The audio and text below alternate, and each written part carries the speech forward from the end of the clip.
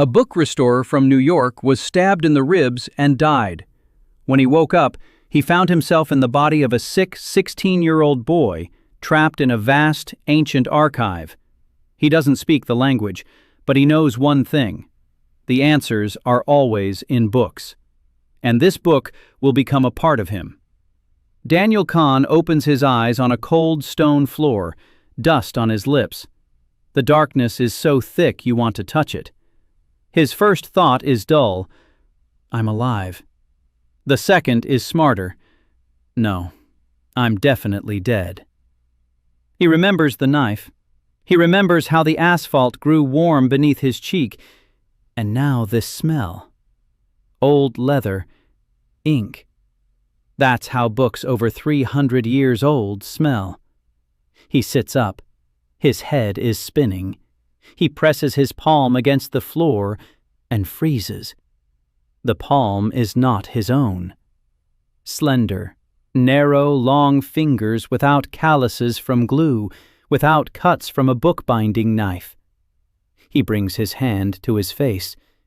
It's not his hand. His glasses are perched on the bridge of his nose, and for some reason that's what calms him most of all. He looks around. Bookshelves soar upward and vanish into the twilight. Thousands of scrolls. Tens of thousands. Leather spines. Bone tags on silk cords. Bamboo slats in ink. Someone spent a lifetime arranging every scroll in its place. A body lies nearby on the floor. No, it's him. He leans toward the bronze lamp, polished to a shine, and sees a reflection. The face of a boy, about 16 years old, thin to the point of transparency, sharp cheekbones, dark circles. This boy had been sick for a long time and seriously, and this boy is dead. And now a 27-year-old book restorer sits inside him. Daniel stands up. His knees are shaking. His body is as light as paper. He takes 3 steps and nearly falls. He grabs the bookshelf. A scroll next to him sways, and he catches it automatically. 8 years of a restorer's instincts. Even after death, even in a stranger's body, his first instinct is to save the book. He smiles once and walks along the shelves. He doesn't know where. He doesn't know where he is or whose body he's in, but he knows the most important thing. The book is nearby, and that means the answers will be found. The archive is vast. 10 minutes later, the corridor leads him to a workspace, a low table, an inkwell with dried-up ink, a balding brush, a stack of blank slats, a burnt-out lamp, a bowl of moldy porridge. A boy worked here, 8, and judging by the straw mat under the table, he slept here too. Daniel clenches his teeth. He'd seen this in monastery archives and university basements. The keepers of books always live worse than the books they keep. On the edge of the table, an open scroll held down by a pebble. The boy was reading it before he died. The characters are foreign. He can't make out a single one. But he recognizes the structure. Columns from right to left. Markings in the margins. Classification symbols. It's a catalog. The boy died compiling a list of books. Daniel closes his eyes for a moment. He opens them. The first thing he needs is the language. Without reading, he's blind here. He stands up and searches. He comes through 3 rows. He's looking not for content, but for form. Textbooks look the same in any characters. Large characters, simple structure, repetitions, pictures. Half an hour later, he finds it. A thick volume in worn leather. 2 large characters on the cover and drawings beside them. sun, moon, a mountain, water, a person, a tree. A children's language textbook. He takes it in both hands as one would hold a newborn, carries it to the table, lights the lamp, oil at the bottom, opens the first page, and reads. His head aches, his body trembles with hunger, but he reads, page after page. At first, it's as if he's breaking through a wall. By the 20th page, something changes. By the 100th, he already understands rather than guesses. And this is where the strangest thing begins. The text doesn't enter through his eyes. It seeps deeper, into the muscles of his tongue, into his throat. Daniel isn't memorizing the words, he's living them. Every character carries the author's intonation, his rhythm, his pauses. The old teacher who wrote this textbook loved children and spoke to them while crouching down to be at their level. Daniel feels his warmth through the text. When he turns the last page, the oil lamp has long since burned out. He was reading in the dark and didn't notice when he stopped needing the light. He closes the book, places his palms on the table, and speaks aloud the first sentence in a language he didn't know 6 hours ago. His voice is hoarse, a boy's voice, but the words are right. I'm still here. He looks at his hands, and he realizes what has happened. He has read the book, and the book has become a part of him. Not as information in his head, he simply knows this language just as the author knew it. With all the village words and mannerisms, these are the new rules. He reads the book. The book becomes him. That's all he's ever done his whole life. Only before, the books stayed on the table, and now they stay inside him. Footsteps. Heavy, slow. Someone is walking between the shelves. Daniel freezes. The light from the lantern glides across the shelves, and an old man steps out into the workspace. Stick-thin, small, mean eyes like a rat's. A gray robe with 3 hieroglyphs on the chest. The overseer. The old man looks at Daniel, and surprise flashes across his face, then irritation, then the usual contempt. He grumbles that the boy is hanging around here again instead of dying. Daniel adjusts his glasses. The words come easily. He replies that he almost kicked the bucket, but decided it could wait. The old man freezes. He blinks. In all these years, the boy Joe Wu has never once answered Warden Pak. Not a word. He'd just nod and get out of the way. But here's a voice, even, with a slight country accent, and a strange calm behind those silly glasses. Park snorts. He sets what he brought on the table, a porcelain bowl, white with blue, shattered into 4 pieces. He says it's a bowl by Master Sun Ir Bon, 200 years old, and it's not his fault. It fell on its own.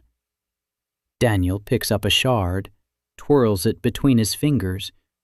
The break is clean. The porcelain is fine. The glaze is a deep, milky blue with mother of pearl. They only made this by hand, and only masters who knew the secret of firing. He puts the shard down and asks if there are any notes by Sun Ir Bon himself in the archives. Park looks at him as if he were a talking dog. He mutters that there might be some junk lying around in the crafts section. It's unlikely anyone has ever opened it. Daniel stands up. He walks over. 20 minutes later, he finds it. A dusty shelf in the far corner, a thin book, notes by the potter Sun Ir Bon on working with cracks. He sits right on the floor with his back to the shelf and reads. Sun Ir Bon is a different man, quiet, focused. Every sentence is as precise as a line on porcelain. He didn't write for students, he wrote for himself.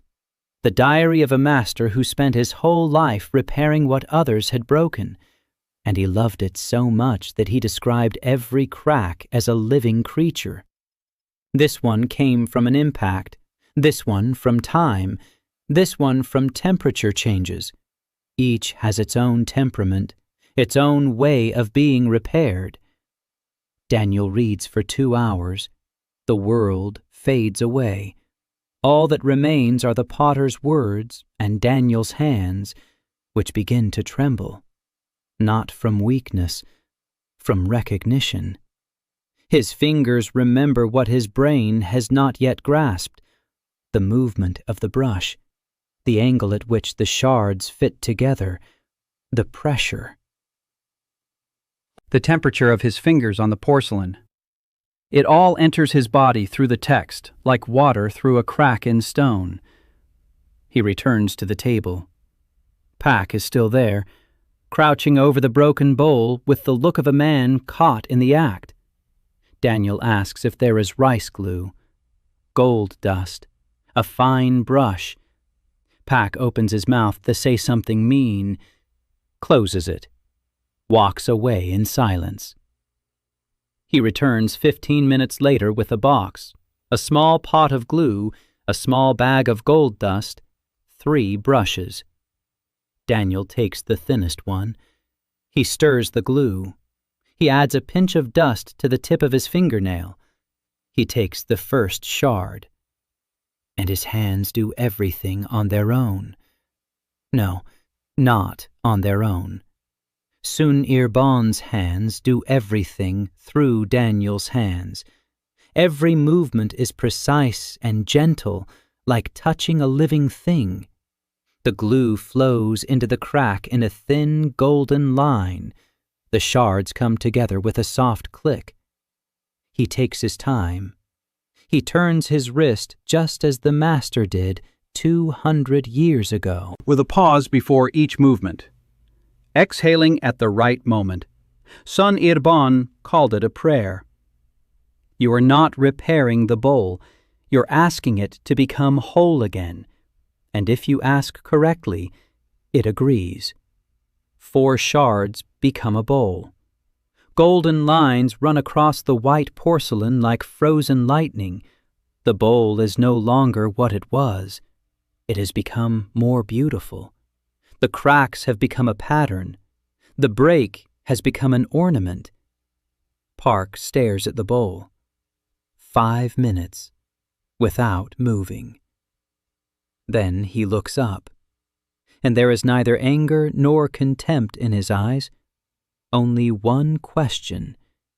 He asks quietly, Boy, what are you doing?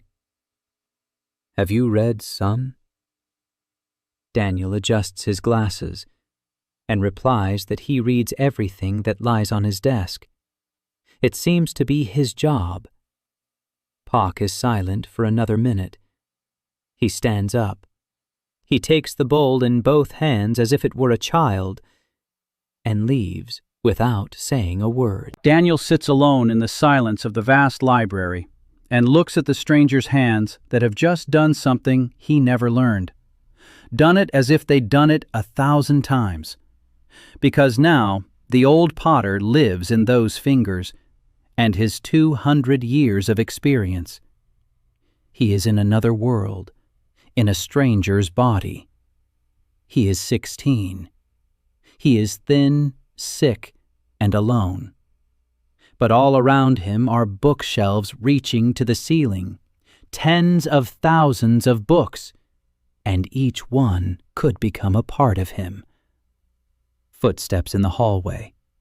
Pak returns. Silently, he sets a mug of hot tea on the table.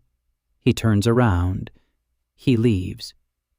For the first time in his life, Someone has brought tea to the boy Han Jo-woo. Daniel takes the mug. The tea is hot and bitter. He drinks slowly. He looks at the bookshelves. And for the first time on this crazy day, he feels something akin to peace. Not happiness, not relief. Peace. The same kind he used to feel every evening in his workshop at the New York Public Library, when the door closed and only he and the books remained. The world has changed. His body has changed. But the essence remains the same. He is a man who reads books. And here, for some reason, that matters more than anywhere else. Morning came without the sun. There were no windows in the archive, and light seeped in from somewhere above through narrow slits between the stone slabs of the ceiling, a dim gray light that neither warmed nor blinded. Daniel woke up on a straw mat under the workbench, and for the first 3 seconds couldn't figure out where he was. Then he remembered. Another world. A foreign body. A library reaching to the ceiling. He sat up and hit his head on the edge of the table. Jo-woo's body was weak and unresponsive. His muscles wouldn't obey him. His joints ached. His stomach was churning with hunger. Judging by the moldy porridge in the bowl, the boy hadn't eaten for at least 2 days before he died. Daniel crawled out from under the table and looked himself over. The gray robe was thin and dirty. His feet were bare. On his left ankle was a bruise of unknown origin. There were rope marks on his right wrist. Someone had tied this boy up. Or the boy had tied himself up to keep from falling in his sleep. Daniel clenched his teeth and went to look for food. The archive turned out to be more than just a library. It was an entire building. Huge. Stone. With several wings extending in different directions like the rays of a star. The central part was the repository. Shelves. Dozens of rooms crammed with scrolls and books. The left wing was residential. The right wing was for staff. Basements below. Attics above. Daniel learned all this in the first 2 hours as he walked through the building step by step. He counted the turns, memorized the layout of the rooms, mapped it out in his head. 8 years of working in library archives had taught him one ironclad rule. Before looking for a book, you need to know the building. The residential wing was in poor condition. The walls were cracked. The roof was leaking in 3 places. The floors creaked. The rooms of the junior archivists were located in a long corridor with a low ceiling. Small cubicles with stone walls and wooden doors that wouldn't close. In one of them, he found people. 5 of them. 3 boys and 2 girls. All about his age. All in gray robes. All thin and pale as toadstools grown without sunlight. They were sitting in a circle on the floor, sharing a single bowl of watery porridge. When Daniel appeared in the doorway, they froze. One of the boys, the oldest, looking about 17, clenched his hand into a fist. Then he recognized Cho-Yu's face and relaxed. He said he'd thought Cho had finally died. Daniel adjusted his glasses and replied that not yet. Then he asked if that was all the food for the 5 of them. The older boy looked at him suspiciously. He grumbled that it was normal. Porridge in the morning, rice with vegetables in the evening. Sometimes. Daniel looked at the bowl. He looked at the 5 teenagers. He looked at their hands covered in ink stains. They worked with scrolls too. Scribes, catalogers, the archive's laborers. He nodded and left. He needed a kitchen. He found one in the basement of the left wing, a small room with a stone hearth and a sooty ceiling. On the shelves stood sacks of rice and dried vegetables, pots and pans covered with a layer of grease and dust, a vegetable knife, rusty and dull. Daniel examined the supplies. There was rice, dried cabbage, some root vegetables resembling turnips, soybean paste in a clay pot, salt, water in a stone cistern. Enough. He returned to the storeroom. He needed a book, a cookbook. He spent an hour and a half there. A section of household records was found between treatises on agriculture and calligraphy textbooks. 3 books on food. One was an official guide to the palace kitchen, dry and formal. The second was a collection of recipes for a military camp. The third was the notes of a cook named Kang Chu Ho, a small, worn notebook. Kang Chu Ho cooked for a school for poor children in Songyun 150 years ago. His notes were not recipes in the usual sense. They were letters to himself. How to make something out of nothing. How to feed 20 hungry mouths with a handful of rice and a pinch of salt. How to ensure that food was not just calories, but a source. Daniel read for 4 hours. Kang Chu Ho was a kind man. You could feel it in every sentence, in the way he described the proportions, not exact measurements, but sensations. Just enough salt to make your tongue smile, just enough water for the rice to breathe, just enough heat so the bottom of the pot sang but didn't scream. By the end of the book, Daniel's hands smelled of food he hadn't yet cooked. His fingers knew how to slice vegetables quickly and evenly, how to wash rice 7 times, how to tell when the porridge was ready by the sound of the boil. He went down to the kitchen. He lit the stove. He rinsed the rice. He sliced the root vegetables into thin rounds just as Kang Chu Ho had sliced them. He added soybean paste. He added dried cabbage, having soaked it beforehand. He cooked it thick over low heat, stirring with a wooden spoon, using exactly the motion the chef had described in his notebook. Circular, smooth, counterclockwise. Kang Chu Ho believed that food could sense haste and took offense at it. Daniel didn't believe in such things, but his hands did as written, and the smell from the pot was such that his own stomach knotted up. He carried the pot upstairs. He set it on the floor in front of the younger archivists, knocked. The door opened. 5 teenagers looked at the pot, then at Daniel, then back at the pot. The oldest boy asked what it was. Daniel replied that it was porridge. Normal, thick, with vegetables. Then he went back to the kitchen. He made a second serving for himself. He sat on the floor and ate slowly.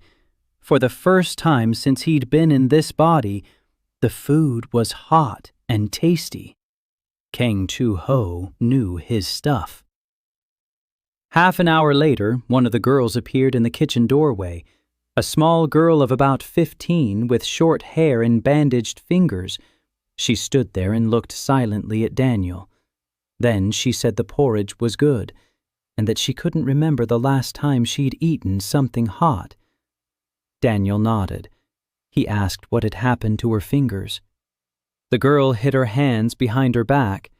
She said she'd cut herself on the edge of a scroll. It happens. Daniel looked at her hands. He'd seen cuts from parchment 1,000 times in his past life.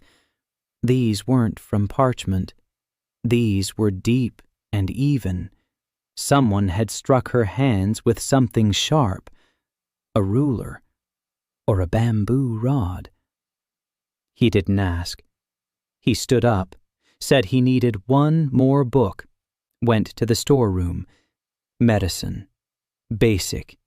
He needed basic medicine to start with. He found it. A textbook on herbs and wound treatment written by a doctor named Oh Chi Hwan. The text was dry and concise, a reference book, not a diary. Daniel read it in 3 hours. The learning was different, not as deep as with a language textbook or notes on Oh Chi Hwan, basic, like a skeleton without flesh. He now knew which herbs stopped bleeding, which ointments reduced inflammation, how to apply a bandage correctly, but without that intuitive depth provided by personal notes. The dry textbook provided a foundation, just the basics. He went back to the kitchen. From the supplies, he found dried herbs in a small bag on the top shelf. He sniffed them. He now recognized 3 of them: mint for fever, wormwood for inflammation, the root of some plant resembling ginseng for general strengthening. He brewed a decoction, let it cool, took it to the girl with her fingers rebandaged, told her to wash the wounds and bandage them with a clean cloth. She looked at him long and seriously. Then she took the cup of decoction and quietly said, "Thank you." Evening imperceptibly. The light filtering through the cracks in the ceiling faded, and the archives were plunged into twilight. Oil lamps burned every 20 paces, casting a dim yellow glow. Daniel sat at Jo Woo's desk and read. The next book. Master Yun Po Gim's Fundamentals of Calligraphy. It was important. Calligraphy in this world is not just beautiful writing, it is a means of communication with the order's bureaucracy. All reports, all requests, all catalogs were written with a brush. If he wanted to work here and not attract attention, he needed beautiful handwriting. Yun Po Gim was a perfectionist. His book was structured like a military operation. Every stroke was described with precision down to the angle of the brush.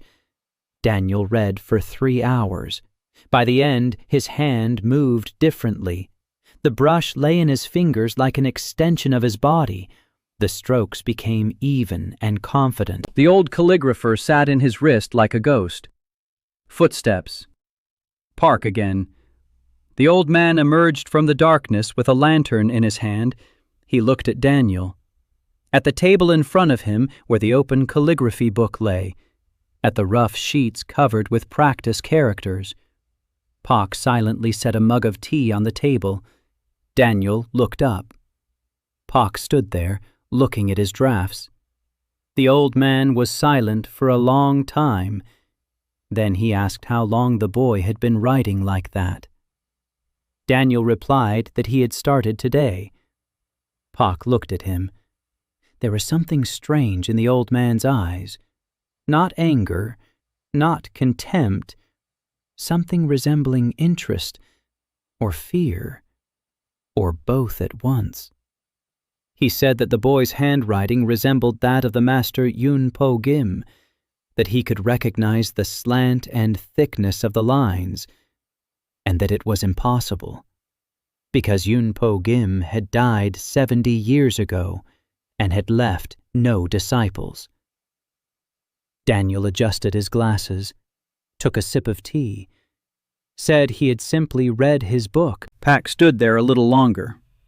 Then he left. But there was a different weight to his steps. Not irritation, confusion. Daniel finished his tea. He looked at the shelves around him, at the thousands of spines disappearing into the darkness. Every book is someone's life, someone's experience, someone's mastery recorded in ink on paper and forgotten in the dust. And he can take it all, read it, make it his own. All he needed was time and silence, and both were available in the archive. Daniel blew out the lamp. He lay down on the straw mat. He closed his eyes. Tomorrow he would read 2 more books, or 3. His body was weak and hungry, but his mind was working. And as long as his mind was working, he wouldn't stop. His last thought before sleep was familiar, calm, like a library. So many books, so little time. 5 days passed as one. Daniel read. every day from dawn until dark and beyond. Joe Wu's body was weak but resilient. The boy was used to hunger, cold, and lack of sleep. His body knew how to endure, and Daniel knew how to read. Together they worked quite well. In the first week, he devoured 12 books. The language textbook was the first. Next came basic medicine, then calligraphy, then Kang Chu-ho's cookbook. On the fourth day, he found 2 treatises on combat. Both were simple. Both were instructional. The first described a basic stance with a short sword. The second covered the basics of hand-to-hand combat. The authors were army instructors. Dry textual descriptions without personal notes. His understanding was superficial, just like with the medical reference book, a skeleton without flesh. Daniel now knew how to assume a stance and how to hold a weapon, but he didn't feel it in his body the way he felt calligraphy or cooking. The difference between a textbook and a master's journal was enormous. On the 5th day, he found the notes of the gardener, Moon Hae-sun. The old man had tended the archive's courtyard for 40 years. His notes were warm and detailed. Which plants survive in the shade of stone walls? How to set up drainage in clay soil? How to grow vegetables in an enclosed courtyard where the sun shines for 3 hours a day. After reading this book, Daniel stepped out into the courtyard. For the first time in a week, he saw the sky. Gray, wintry, low. The courtyard was small, a square of stone walls overgrown with dead weeds. In the corner stood a stone well. The water was murky but drinkable. Daniel crouched down and touched the ground. The hands of gardener Moon Hae-sun knew this soil. His fingers felt the moisture and the density and the acidity. You could grow onions here, greens, radishes, cabbage in the warmer months. He returned to the storage room and found the 6th book, The Diary of the Archive's Cleaning Lady. A woman named Baek Sul-hee had worked here for 30 years. Her notes were practical and bitter. She wrote about which doors jammed, which floors creaked, where the roof leaked, where the spare oil lamps were kept, where the rat holes were, where the secret passage to the attic was. Baek Sul-hee knew the archive better than any archivist. She knew it like a body. Every crack, every draft, every rickety step. Daniel read this book with professional delight. It was a building manual, a map of all the secrets and hidden places. When he finished, he knew the archive as well as Baek Sul-hee did. He knew where the tools were kept, where to find nails and a hammer, where the repair boards were stored, where the key to the door of the upper storage room lay, a door that hadn't been opened in 20 years. On the 6th day, he began repairing the roof. The leak above the living quarters was serious. Water seeped through 3 cracks in the stone slabs and ran down the wall straight into the small room where the junior archivist slept. The wall was covered with mold. The air was damp and heavy. No wonder Cho-woo caught winter fever. Daniel found the tools where Baek Sul-hee had described. He patched the cracks with a mixture of clay and straw. He replaced the rotten wooden beam with a piece of plank from the basement.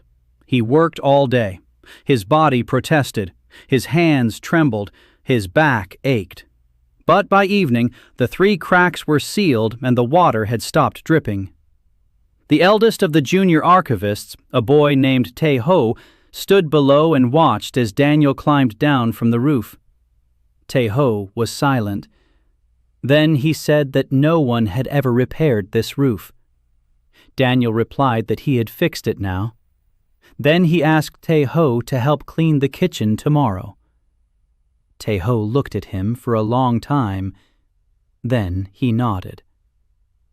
Every evening Daniel cooked a meal, rice porridge with vegetables, simple but hot and thick. The 5 younger archivists would come to the kitchen in silence. They would sit on the floor. They ate. No one said thank you. But every evening there were 5 of them, and on the 7th day, a 6th arrived. A little girl of about 10, an orphan, a servant at the archives. Il Sun.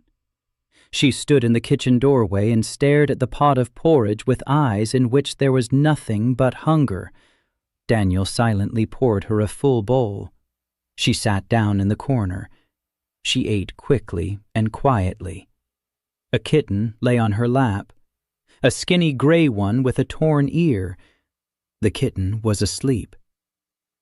On the 8th day, Daniel read the 7th book, a guide to handling parchment and scrolls.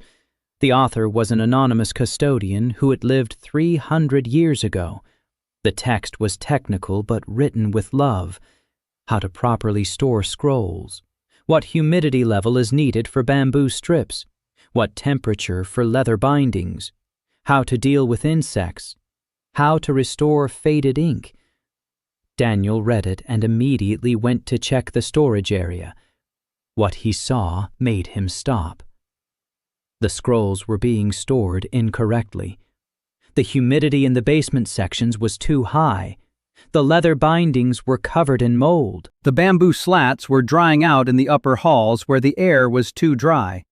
Insects were gnawing at the lower shelves. Daniel stood between the shelves and felt the same pain that the nameless custodian had felt 300 years ago. The books were dying, slowly and quietly, and no one noticed. Because those who worked here didn't care, or they didn't know how, or they didn't have the strength. He spent the next 2 days rearranging the scrolls. He moved the most fragile ones from the basement to the upper halls. He wiped the leather bindings with a dry cloth and rubbed them with oil. He wrapped the bamboo slats in oiled paper. Tae-ho helped silently. Then a girl with bandaged fingers joined them. Her name was Min-jung, then 2 more of the younger ones. By the end of the 10th day, the lower storage area was in order. Not perfect, but the books had stopped dying.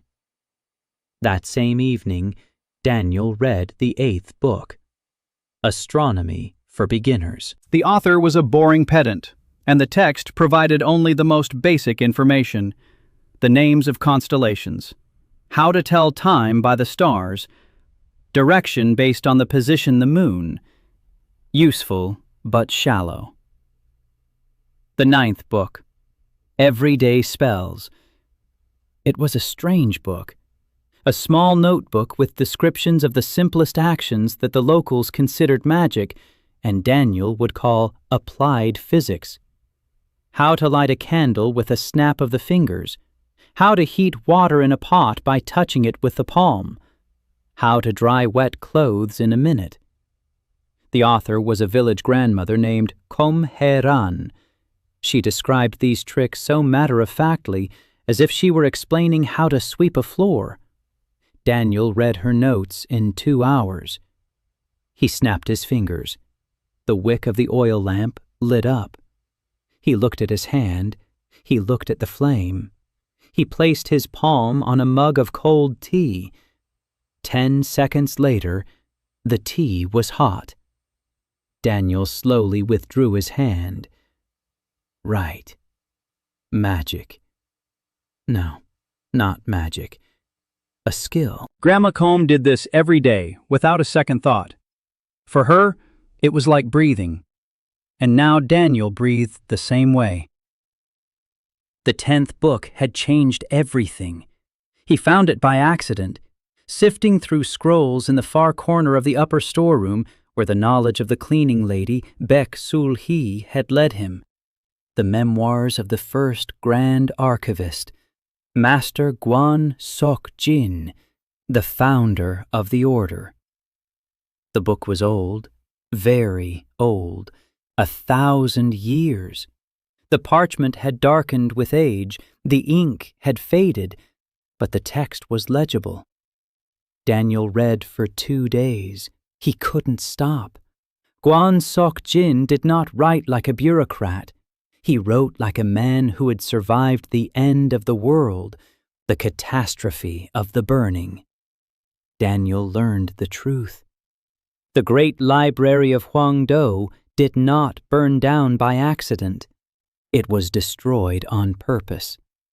7 traitorous clans tore the empire apart and divided the knowledge among themselves like spoils of war. Each clan took the scrolls that gave it an advantage. The doctors took medicine. The warriors took the combat techniques. The stargazers took the astronomy. And whatever no one took was burned so that no one else could gain access. Kwan Sok Jin was the only one who saved anything at all. He carried 600 scrolls out of the burning library. He hid them. He built the archive on the site of the ruins. He spent the rest of his life gathering the fragments, and he wrote these memoirs so that at least one person in the future would know the truth. Daniel closed the book. He sat motionless. He looked at the shelves around him. Now he saw them differently.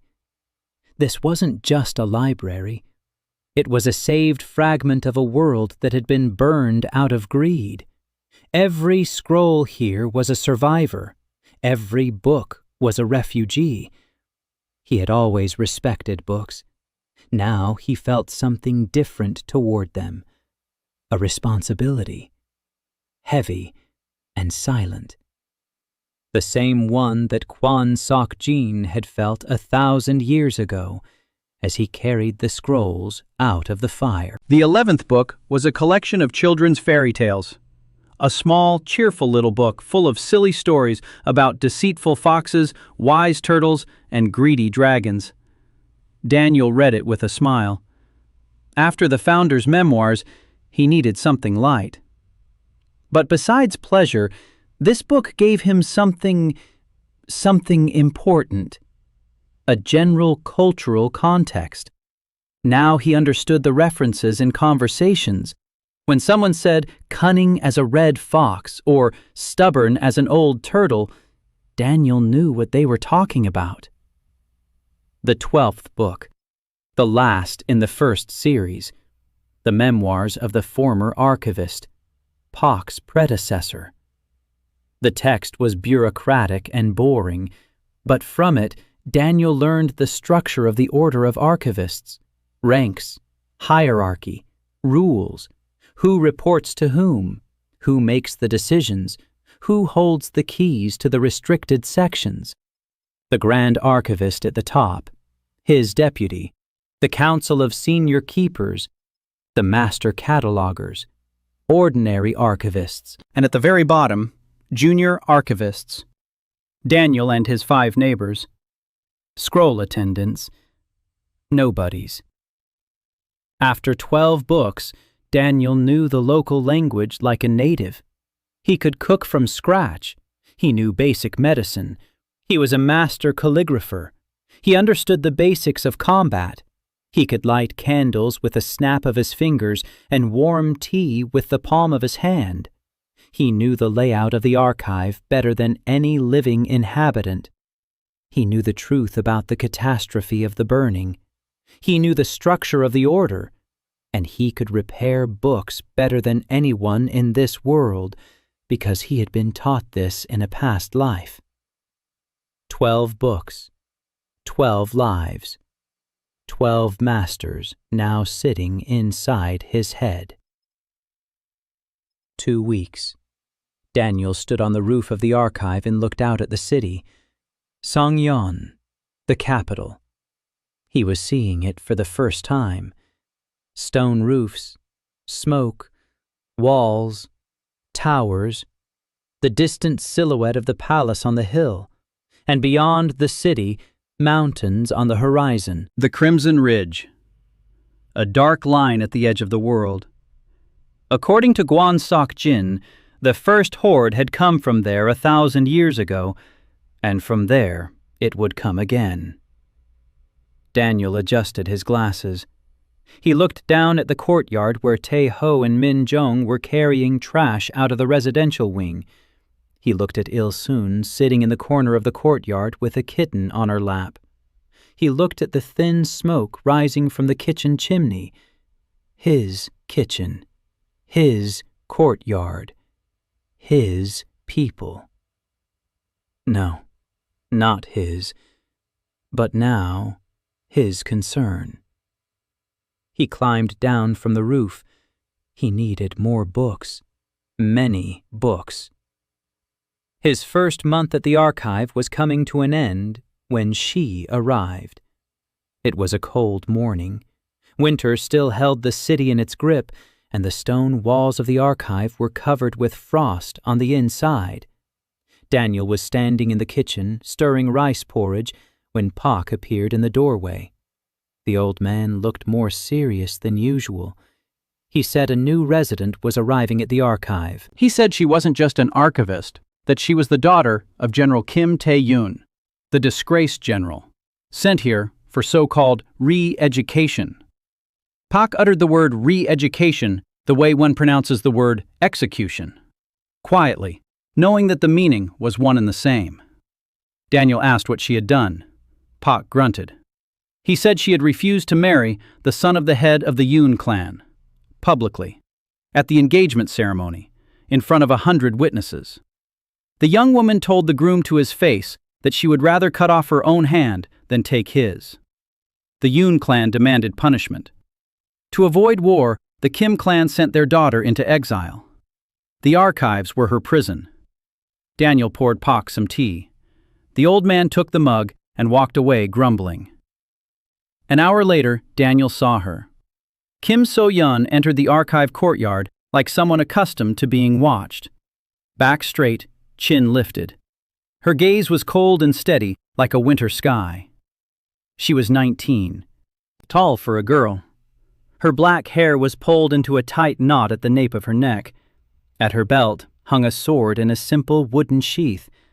She was not wearing the archivist's gray robe, but a dark blue travel suit with the Kim clan's embroidery on the shoulder. 2 escort soldiers followed behind her. They placed her belongings by the gate, 1 trunk, 1 bundle.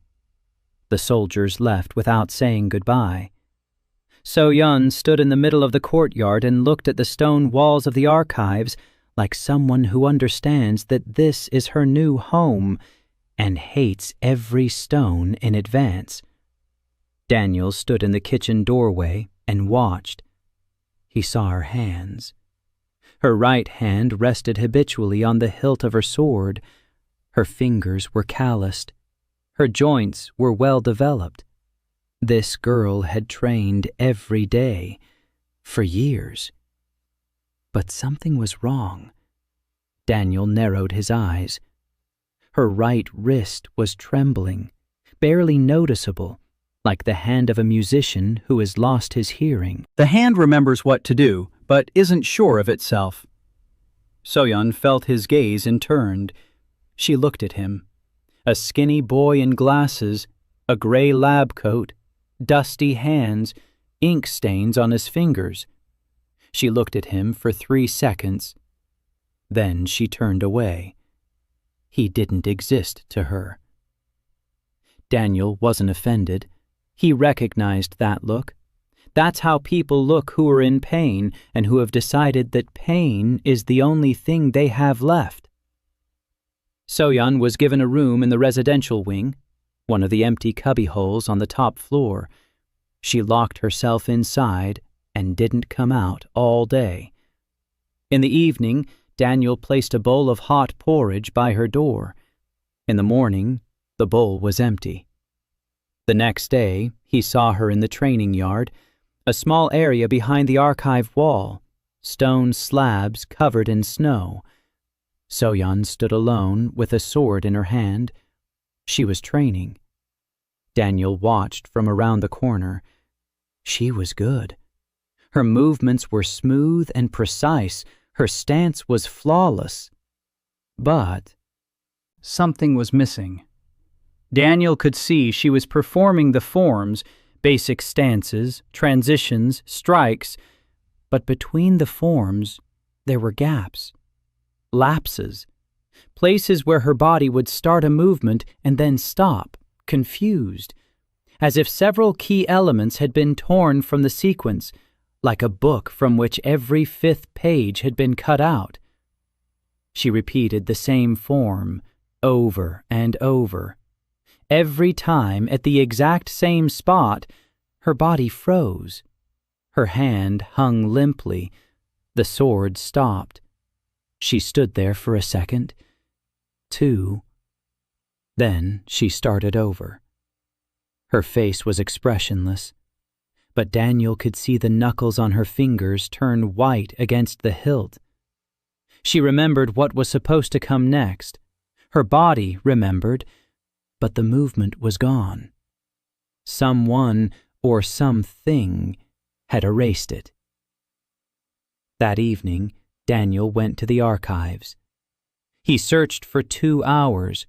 He went through the scrolls in the combat techniques section. He knew what to look for. The Kim clan, the Kim fencing style, the ancestral forms. There had to be records. Somewhere in here, there had to be a book. He found it. Not a textbook, not a treatise, a diary.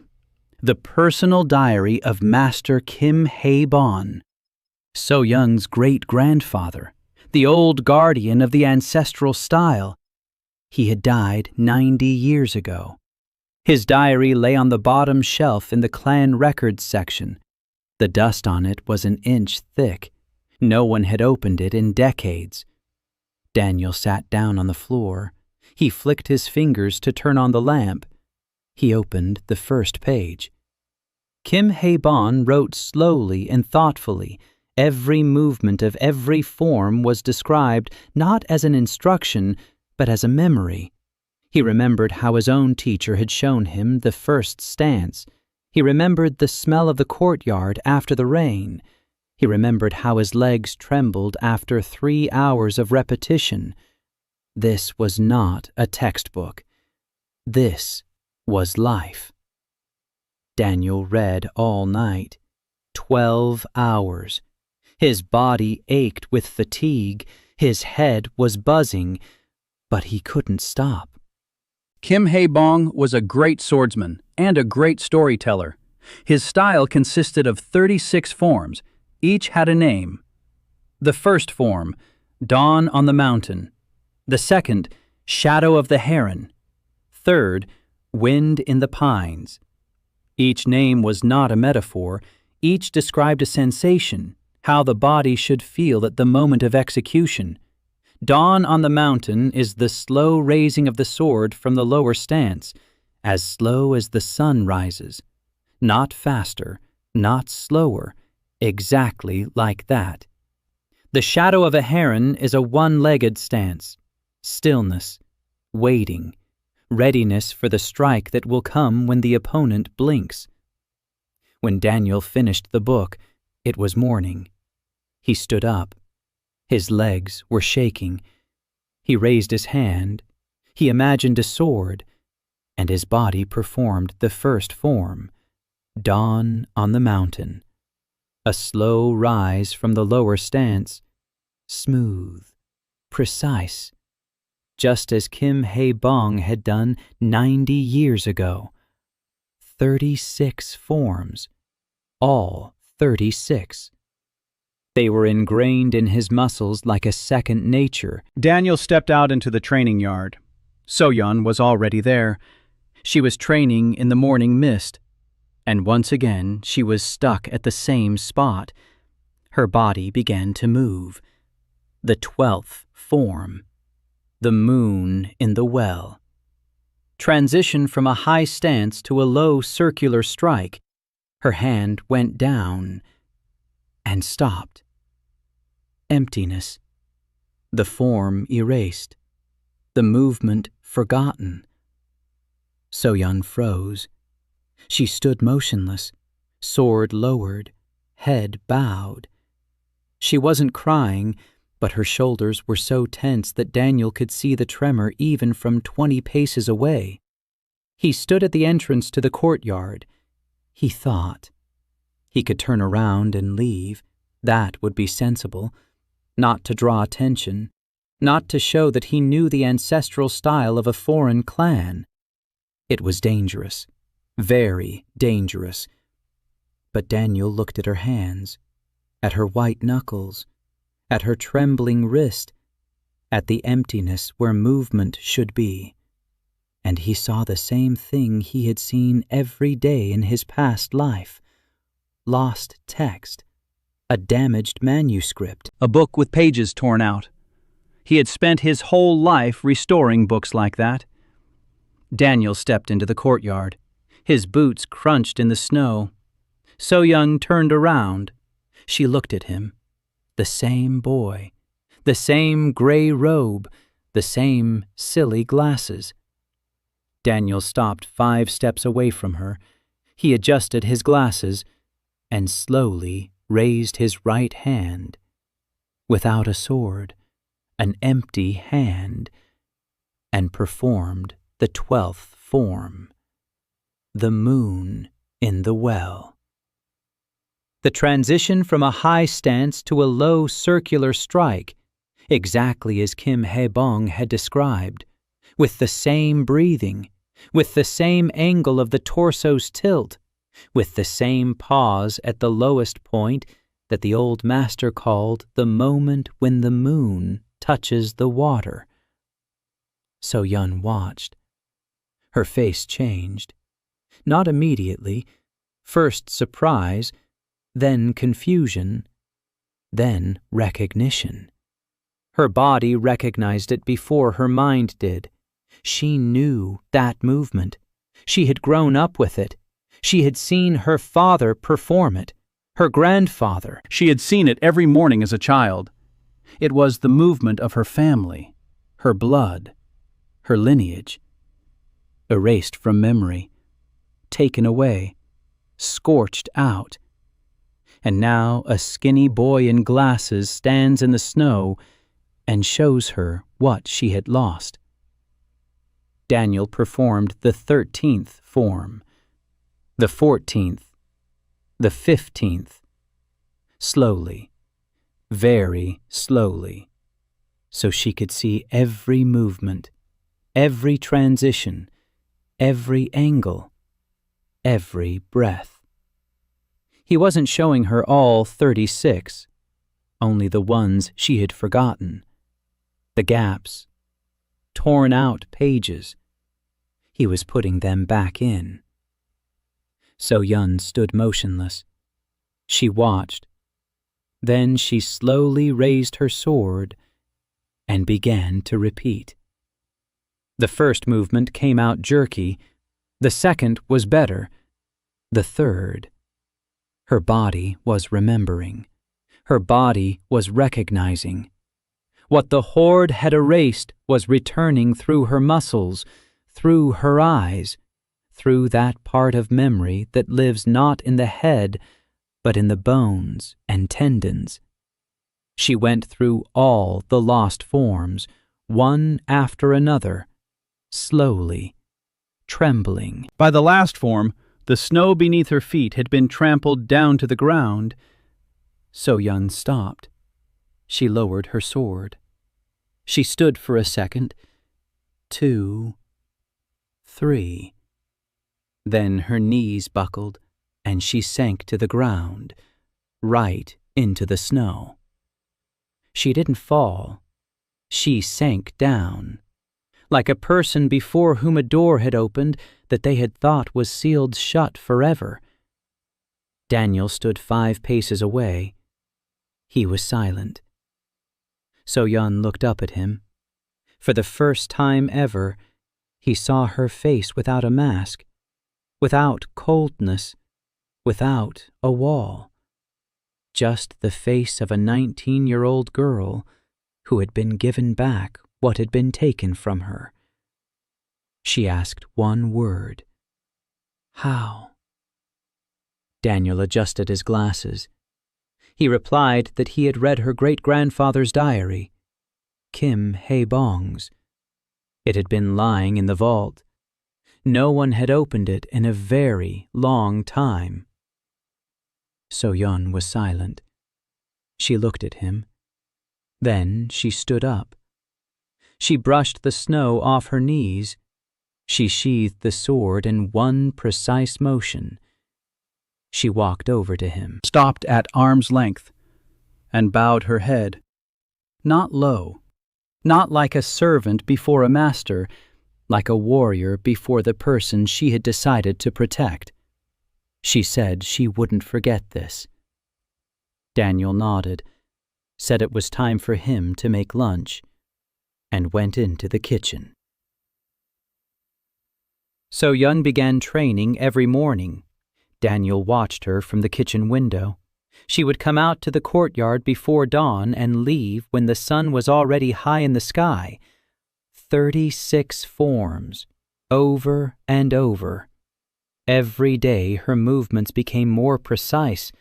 Her body was remembering. Her muscle memory was returning. The gaps were filling in. She no longer froze in the middle of a form. So Yun didn't come to him. She didn't thank him again. She didn't seek conversation. But every evening she took the bowl of porridge from the door, and every morning the bowl stood empty.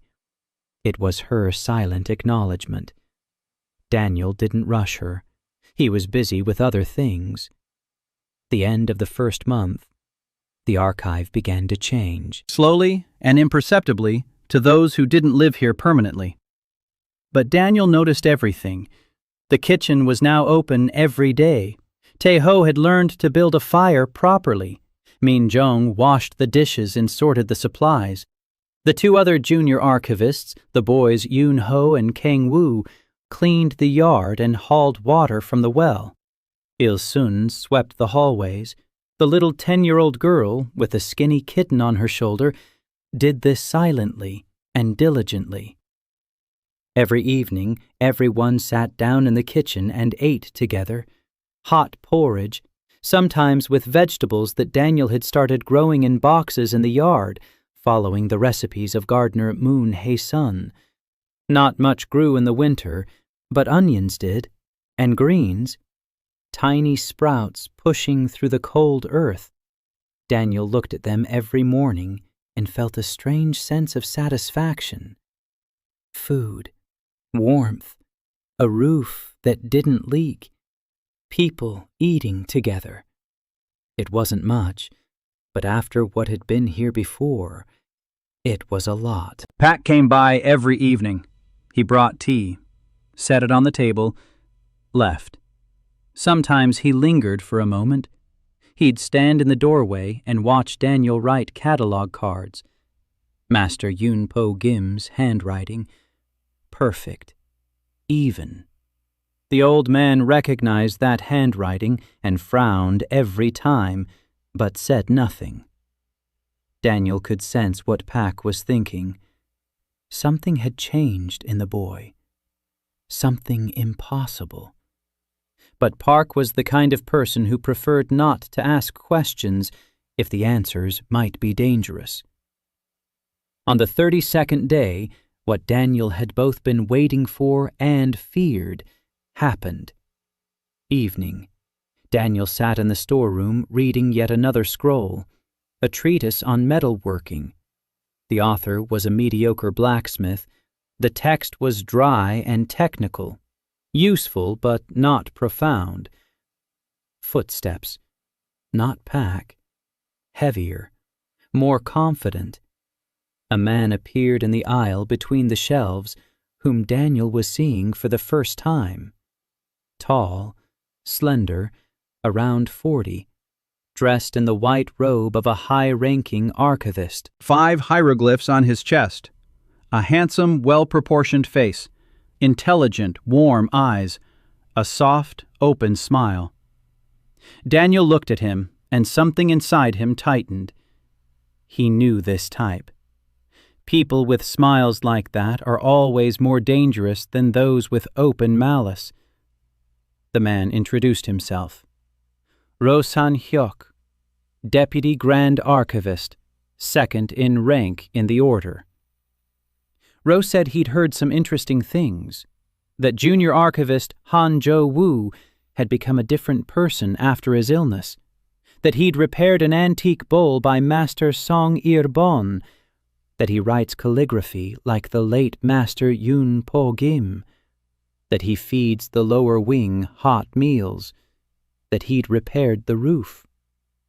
Roe listed these things with a gentle smile, the way one lists a child's achievements at a school assembly. Daniel listened and remained silent. Roe sat down on the edge of the table, casually, friendlily. He said he liked what Joe Wu was doing, that the archives needed people with initiative, that he had long been talking about the need for reforms. The archive must stop being a warehouse of dead texts. Knowledge must work. It must be useful. Daniel asked what Roe meant by useful. Roe smiled more broadly.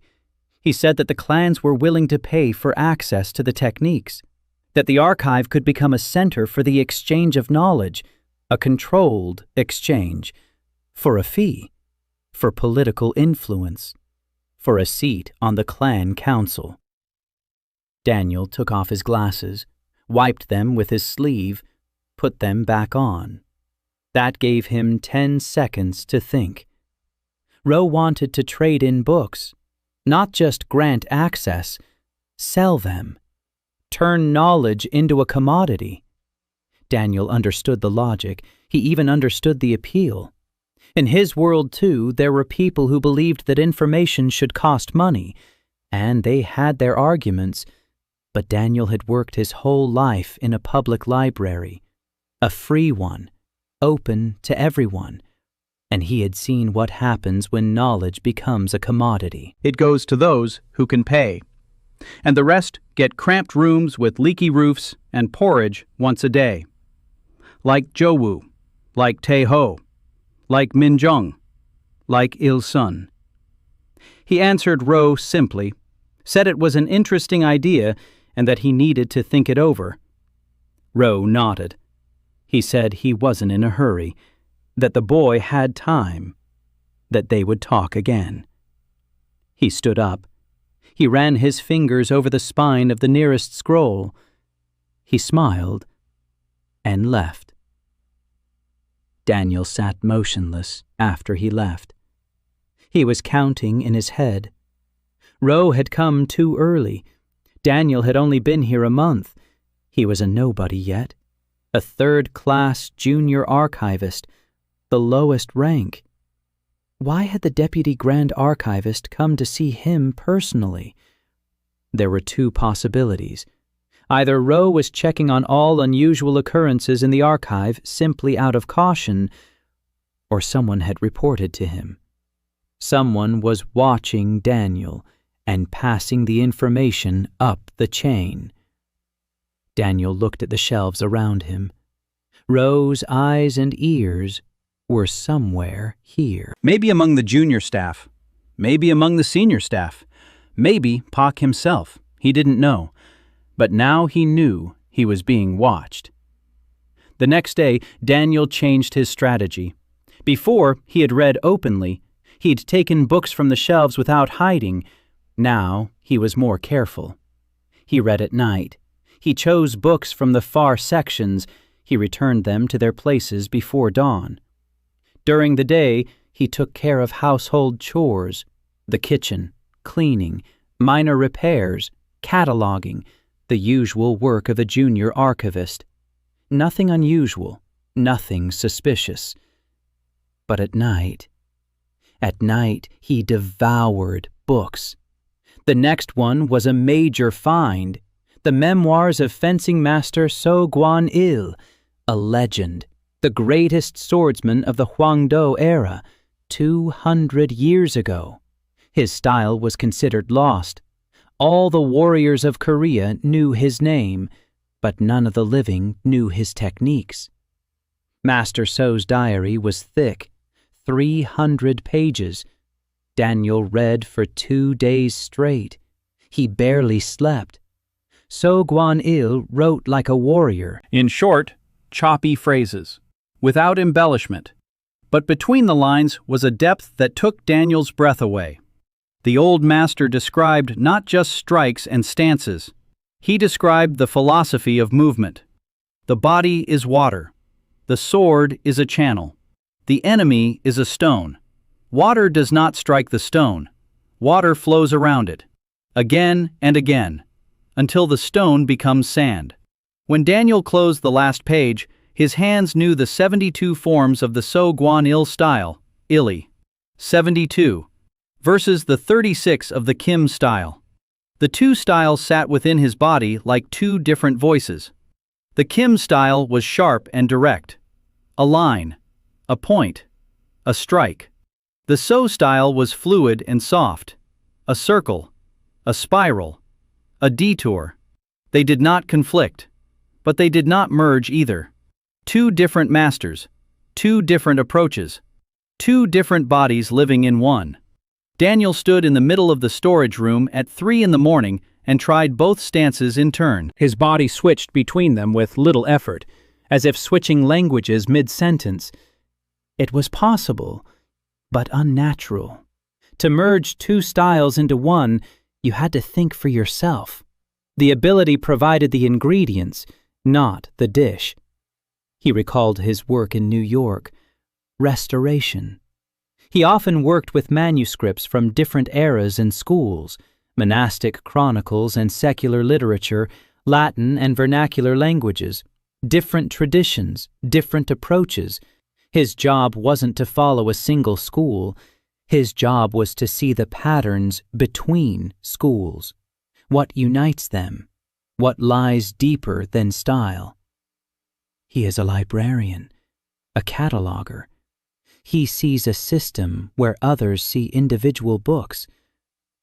Daniel paused, raised his hand, tried. Not the Kim form, not the So form. Something in between. A transition from the straight attack of the Kim style to the circular bypass of the So style. One movement flowing into another. It didn't work. His hand stumbled at the transition. His body didn't know how to connect a straight line with a circle. Not yet, anyway. Daniel smiled. Fine. This is going to take a while. But he's in no hurry. 2 days later, he found out why he needed to hurry. Morning. Tae-ho ran into the kitchen, his face pale. He said something had happened in the lower storage room. Daniel went downstairs. In the far corner of the basement hall, 3 shelves stood empty. The scrolls lay on the floor, unrolled, unfurled, and empty. The ink had vanished.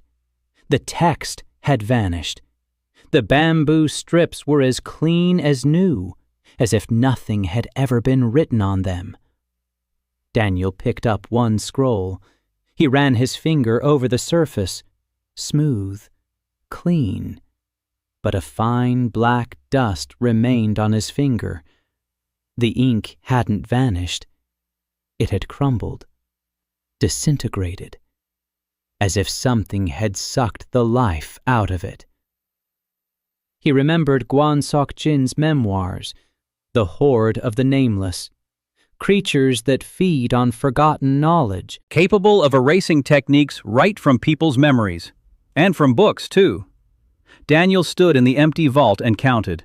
3 shelves, about 120 scrolls, erased in a single night. No one heard, no one saw. They came and went like a shadow. He looked at the blank scrolls and felt a chill. Not a winter chill, another kind, a deep one. The very chill a restorer feels when opening a box of manuscripts and seeing that mold has devoured the text. That centuries of labor and thought and craftsmanship have turned into a brown mush, irreversibly, forever.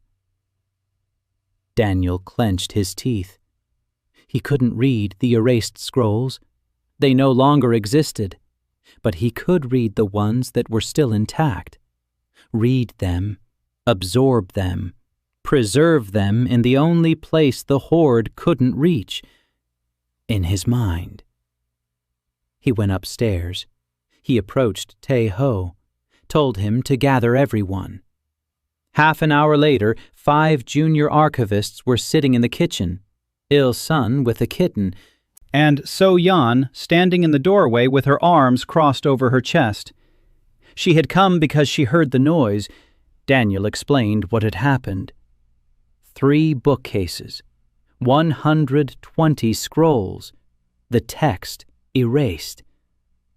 Everyone was silent. Tae-ho asked what it was. Daniel answered with a single word: the Horde. Min-jung turned pale. Yoon-ho and Kang-woo exchanged glances. Il-sun pressed the kitten to her chest. They all knew that word. The Horde of the Nameless.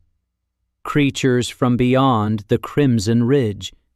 Until now, it had been a distant threat, something from the news and rumors, raids on border territories, erased technology from the warriors of the Yoon's class, terrifying stories, but distant ones.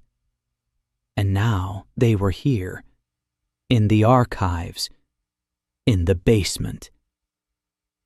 Daniel looked at their faces. He looked at So-yeon, who stood motionless, but her hand was already resting on the hilt of her sword. He said it was too early to panic. He said they needed to act. First, check all the storage areas. Every shelf, every scroll. Find out what else has been damaged. Second, move the most valuable texts from the basement upstairs, away from the outer walls. Third, report to Park. Park needs to know. Tae-ho nodded. He stood up. He left. The others followed him. So-yeon lingered. She looked at Daniel. She asked quietly, "They'll come back." It wasn't a question. Daniel replied that yes, they most likely would. So-yeon nodded. She said she would keep watch at night, and she left. Daniel was left alone. He stood in the kitchen, staring at the wall. A month ago, he had woken up in a strange body in a library full of books and thought it was peace. Silence, silence. Now he knew the library was under threat, that the books were dying, that creatures from ancient nightmares came at night and erased knowledge with a single touch, that he was being watched by a man who wanted to sell books, that he had a 16-year-old body that could barely handle 10 books in a row, and that there were people around him now. Tae-ho and Min-jung, Il-sun and So-yeon. People who look at him and wait for him to tell them what to do. Daniel adjusted his glasses. All right. He knew what to do. He had always known. Read. Read faster. Read more. Every book he read was a book saved from oblivion. Every skill he had mastered was a skill the Horde could not erase. He was no hero, no warrior, no mage. He was a librarian. And the library was in danger. And that was the only reason a librarian would take on a task. Daniel left the kitchen. He went to the vault. He took the next book from the shelf. He sat down. He opened the first page and began to read. For 3 days after the Horde's attack on the basement vault, Daniel hadn't slept. He read. During the day, he worked as usual, the kitchen, the catalog, minor repairs. At night, he went down to the storage room and picked up book after book. His body protested. His eyes burned. His head buzzed with other people's voices. Every new author left a mark on him. Not just knowledge, habits, intonations, a way of breathing. After a treatise on metalworking, Daniel caught himself tapping his fingers on the table like a blacksmith testing the ring of metal. After reading the Diary of a Herbalist from the southern provinces, he began to smell every plant before picking it. Other people's lives settled within him in layers. Sometimes it was hard, sometimes beautiful, and sometimes scary. On the fourth night after the Horde's attack, Pak came to him without tea. The old man stood in the doorway of the workshop and said nothing, for a long time. Then he said he had spoken with Master So. Daniel didn't know who Master So was. Pak explained. Master So de Huan, senior keeper of the East Wing, one of the 5 members of the Order's Council, the oldest living archivist, 83 years old, blind in one eye, walks with a cane, hasn't left his wing in 6 years. Pak said that Master So wanted to see the boy. Daniel asked why. Pak grunted. He said that when Master So wants to see you, you don't ask why. You go. In the morning, Daniel went to the East Wing. It was a part of the archives he hadn't ventured into yet. The corridors here were narrower and lower. The walls were covered with old frescoes whose colors had faded, faces, landscapes, scenes from the life of ancient Hwango. Daniel walked and looked at the walls. The restorer in him wept. The frescoes needed work. The pigments were flaking off. The plaster was cracking. Another 20 years and these images would disappear. Master So's room was at the end of the corridor, small, clean, almost empty. A table, a chair, a bed, a single calligraphic inscription on the wall, a single character. Daniel read it. Patience. Master So sat at the table, small, withered, resembling an old tree root, one eye covered with a bandage. The other looked at Daniel clearly and sharply. His hands lay on the table, long, slender fingers. The fingers of a man who had worked with paper his whole life. Master So didn't say hello. He didn't offer a seat. He simply said one sentence. He said that the boy reads books and becomes them. He didn't ask. He stated it as a fact. Daniel stood in the doorway and felt a chill run down his spine. The old man knew. He didn't know how. He didn't know the details, but he knew the essence. Daniel could have lied, could have brushed it off, could have said he didn't understand what he was talking about, but he looked into Master So's single eye and saw no threat there, no greed, no desire to take advantage. He saw recognition. The way one restorer looks at another, the way a librarian recognizes his own. Daniel took off his glasses, wiped them, put them back on, answered yes. Master So nodded. He paused. Then he said he knew this because he himself had been searching for such a person for 40 years. He said there were records in the Order's archives, ancient ones, from the time of Hwango. Records of people who were called empty vessels, people whose memories did not resist the experience of others, who could absorb a book in its entirety, not to memorize, to become. He said the last such person had lived 400 years ago, and that the Order had been searching for the next one ever since. Placing orphaned children from certain lineages in the archives, waiting, hoping. The boy Joe Wu was one of those children, planted here like a seed in the ground. But Joe Wu did not sprout. He died first. Master So fell silent. Then he asked one thing. He asked who was inside the boy's body. Daniel thought for 5 seconds. Then he told the truth. He said his name was Daniel Hahn, that he was from another world, that in that world he worked with books, that he had died and woken up here, that he didn't know how or why. Master So listened without interrupting. When Daniel finished, the old man was silent for a long time. Then he reached out and took a small scroll from the table that lay before him. He handed it to Daniel. He said it was his first gift to the new keeper. Daniel took the scroll. He unrolled it. The Register of the Lost, a catalog of books lost in the catastrophe of the burning. Incomplete, compiled from memory by the survivors. Hundreds of titles, thousands. Each title is a book that no longer exists. Daniel's hands were shaking.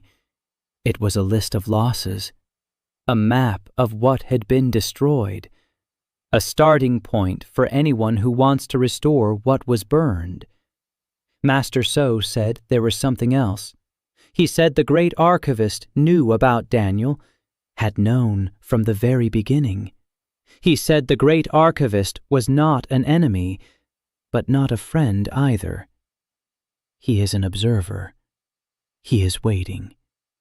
Master So does not know what exactly he is waiting for. Daniel asked whose side Master So was on. The old man looked at him with his one eye. He replied that he was on the side of the books. Always had been. Always would be.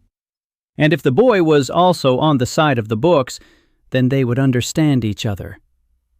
Daniel nodded. He hid the scroll in his sleeve. He turned toward the exit.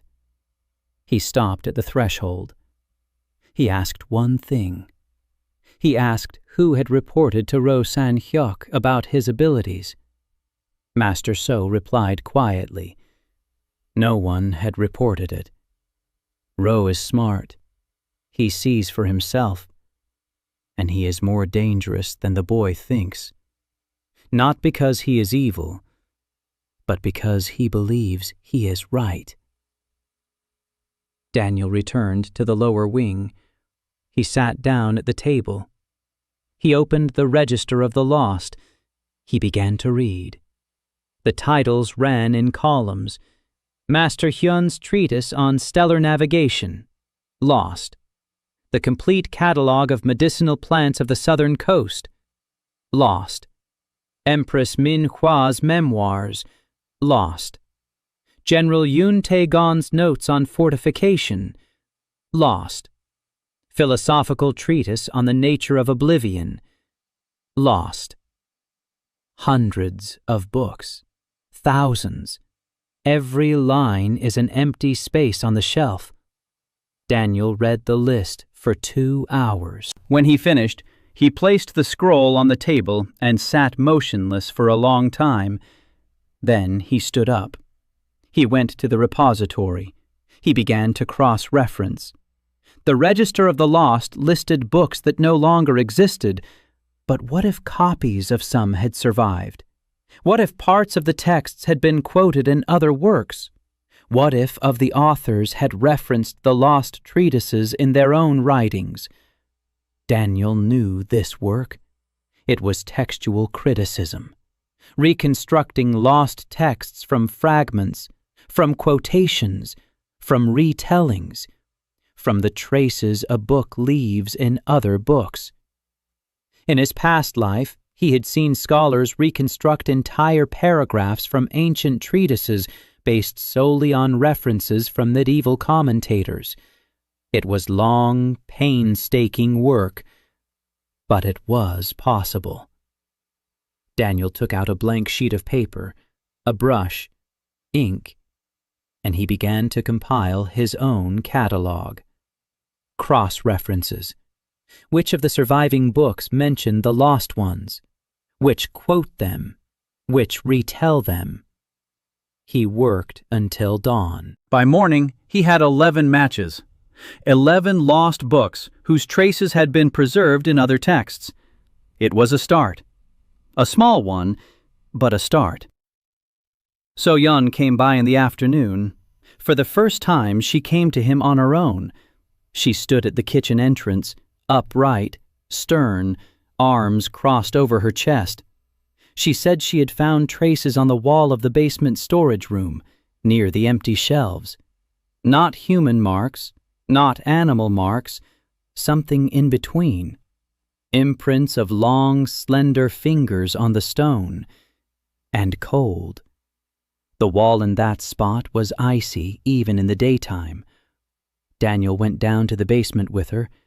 He looked at the marks, ran his hand along the wall. It really was icy. And something else. A scent. Faint, almost imperceptible. It smelled like old paper, but not living. Dead. That's how books smell when they've rotted. Not from age, but from neglect. The scent of lost knowledge.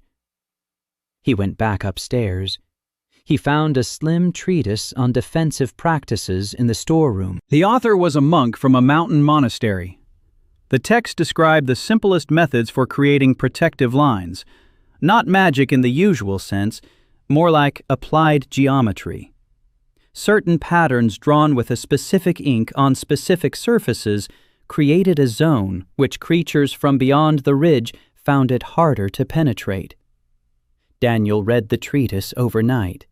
The next day, he spent the entire day drawing protective patterns on the walls of the basement storage room, with ink mixed with mountain pine ash, just as the monk had described. The lines had to be unbroken, not a single break, not a single mistake. Master Yoon Po-gyom's calligraphy helped. His hand didn't tremble. The lines lay straight. By evening, the basement was covered in thin black patterns from floor to ceiling. So-yeon stood nearby and watched in silence. When he finished, she asked if it would help. Daniel replied that he didn't know, but it was better than nothing. That night, So-yeon took her watch at the entrance to the basement, with a sword. Daniel brought her hot tea and a blanket. She took the tea. She pushed the blanket away. She looked at him. For the first time, something resembling a smile flashed across her face. Not a smile, a shadow of a smile. She said he was strange. Daniel replied that he'd been told that before. Then he left, sat down at the table, opened a new book, and began to read. The second month began with rain. Winter was retreating slowly and reluctantly. The snow on the archive's roof was melting, and water began seeping through the cracks again. Daniel spent 2 days repairing the roof all over again. Tae-ho helped. Min-jung handed him tools from below. The work was physically demanding for Jo-woo, but Daniel noticed that his body was growing stronger. Regular meals and exercise were doing their job. His hands grew stronger. His legs stopped trembling on the ladders. He gained a little weight, and his face in the bronze reflection began to look less like a skull. On the 3rd day of the 2nd month, a second woman arrived at the archives who changed his life. Daniel knew about her before he saw her. In the morning, Park said that a cart carrying a sick person had pulled into the courtyard. A healer from the slums had brought an old man with pneumonia and was demanding access to the medical scrolls. Park uttered the word healer with the same expression one uses when saying the word cockroaches. Daniel went out into the courtyard. The cart was standing by the gate. Next to it was a woman, about 22 years old, tall, dark skin, dark hair pulled back into a careless ponytail, eyes that were both fierce and weary, hands stained with herbs and ointments, simple clothes, coarse fabric, patches on the elbows. But around her neck was a thin cord with a small medallion.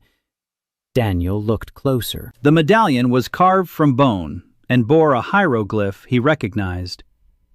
Healer. Not a badge of the Order of Physicians. Homemade. She had made it herself. Standing next to the cart was P and two senior archivists. One of them was talking about something about rules and clearance, and that half-bloods were forbidden from entering the vault. The woman looked at him the way one looks at a cockroach on the kitchen table, with disgust and a desire to crush it. She said she didn't give a damn about the rules, that a person was dying in her cart, that she needed one specific scroll, a recipe for an anti-inflammatory decoction made from mountain ash root, that she knew this recipe was in the archives, and that if they didn't give it to her, she would find it herself. The archivist turned red and began shouting about discipline and respect for the order. Daniel squeezed between them. He walked over to the cart. He looked at the patient. The old man lay on straw, breathing heavily and with a wheeze. His face was gray, his lips were blue, his lungs wheezed with every breath. Dr. O. Chi Hwan's basic medical training suggested a diagnosis: inflammation of the lower lobes of both lungs, advanced. Without treatment, 2 days at most. Daniel turned to the woman. He asked her name. She looked down at him. Just another boy in a loose robe. But something in his eyes made her answer. Hannah Moore. Daniel nodded. He said he knew where the scroll she needed was. He said he'd bring it in 10 minutes. He turned and walked toward the repository. The archivist at the gate shouted after him that he had no right. Daniel didn't stop. He found the scroll in 8 minutes, the herbalism section, mountain ash, recipes. He returned to the courtyard. He handed the scroll to Hannah. She snatched it, unrolled it, read it. Her face changed. Her eyes widened. Her lips moved silently. She reread the recipe twice. Then she looked at Daniel. She asked if he had any mountain ash. Daniel didn't know. But he knew who to ask. He went back to the kitchen. On the top shelf, among the dried herbs, he found a small bag containing the root. He sniffed it. Bitter, resinous. The herbalist from the southern provinces, whose diary he had read a week ago, would have recognized that scent with her eyes closed. Mountain ash. He took it to Hannah. She took it without saying thank you. She took a small pot out of the wagon. She drew water from the well. Daniel helped light a fire in the yard. Hannah worked quickly and precisely. She sliced the root. She poured water over it, brought it to a boil, added something from her bag: honey, vinegar, a pinch of something gray and bitter. The decoction boiled, and it smelled like the forest after a storm.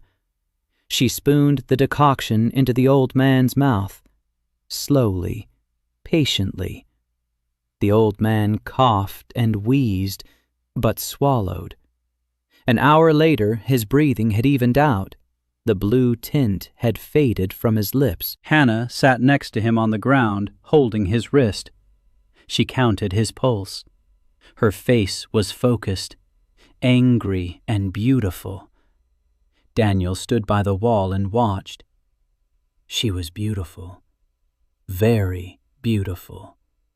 Her hands moved with a confidence that came not from education, but from thousands of hours of practice. She didn't treat him by the book. She treated him on instinct, by feel, by something deeper than knowledge. By evening, the old man had fallen asleep. His breathing was steady. His complexion had improved. He would live. Hannah stood up. She brushed off her hands. She looked at Daniel, who was still standing by the wall. She asked why he had helped. Daniel shrugged.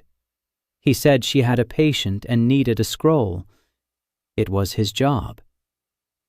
Hannah looked at him for a long time. Then she said she needed more. Not just one prescription, dozens, hundreds. That in the slums of Songyeon, people were getting sick and dying every day.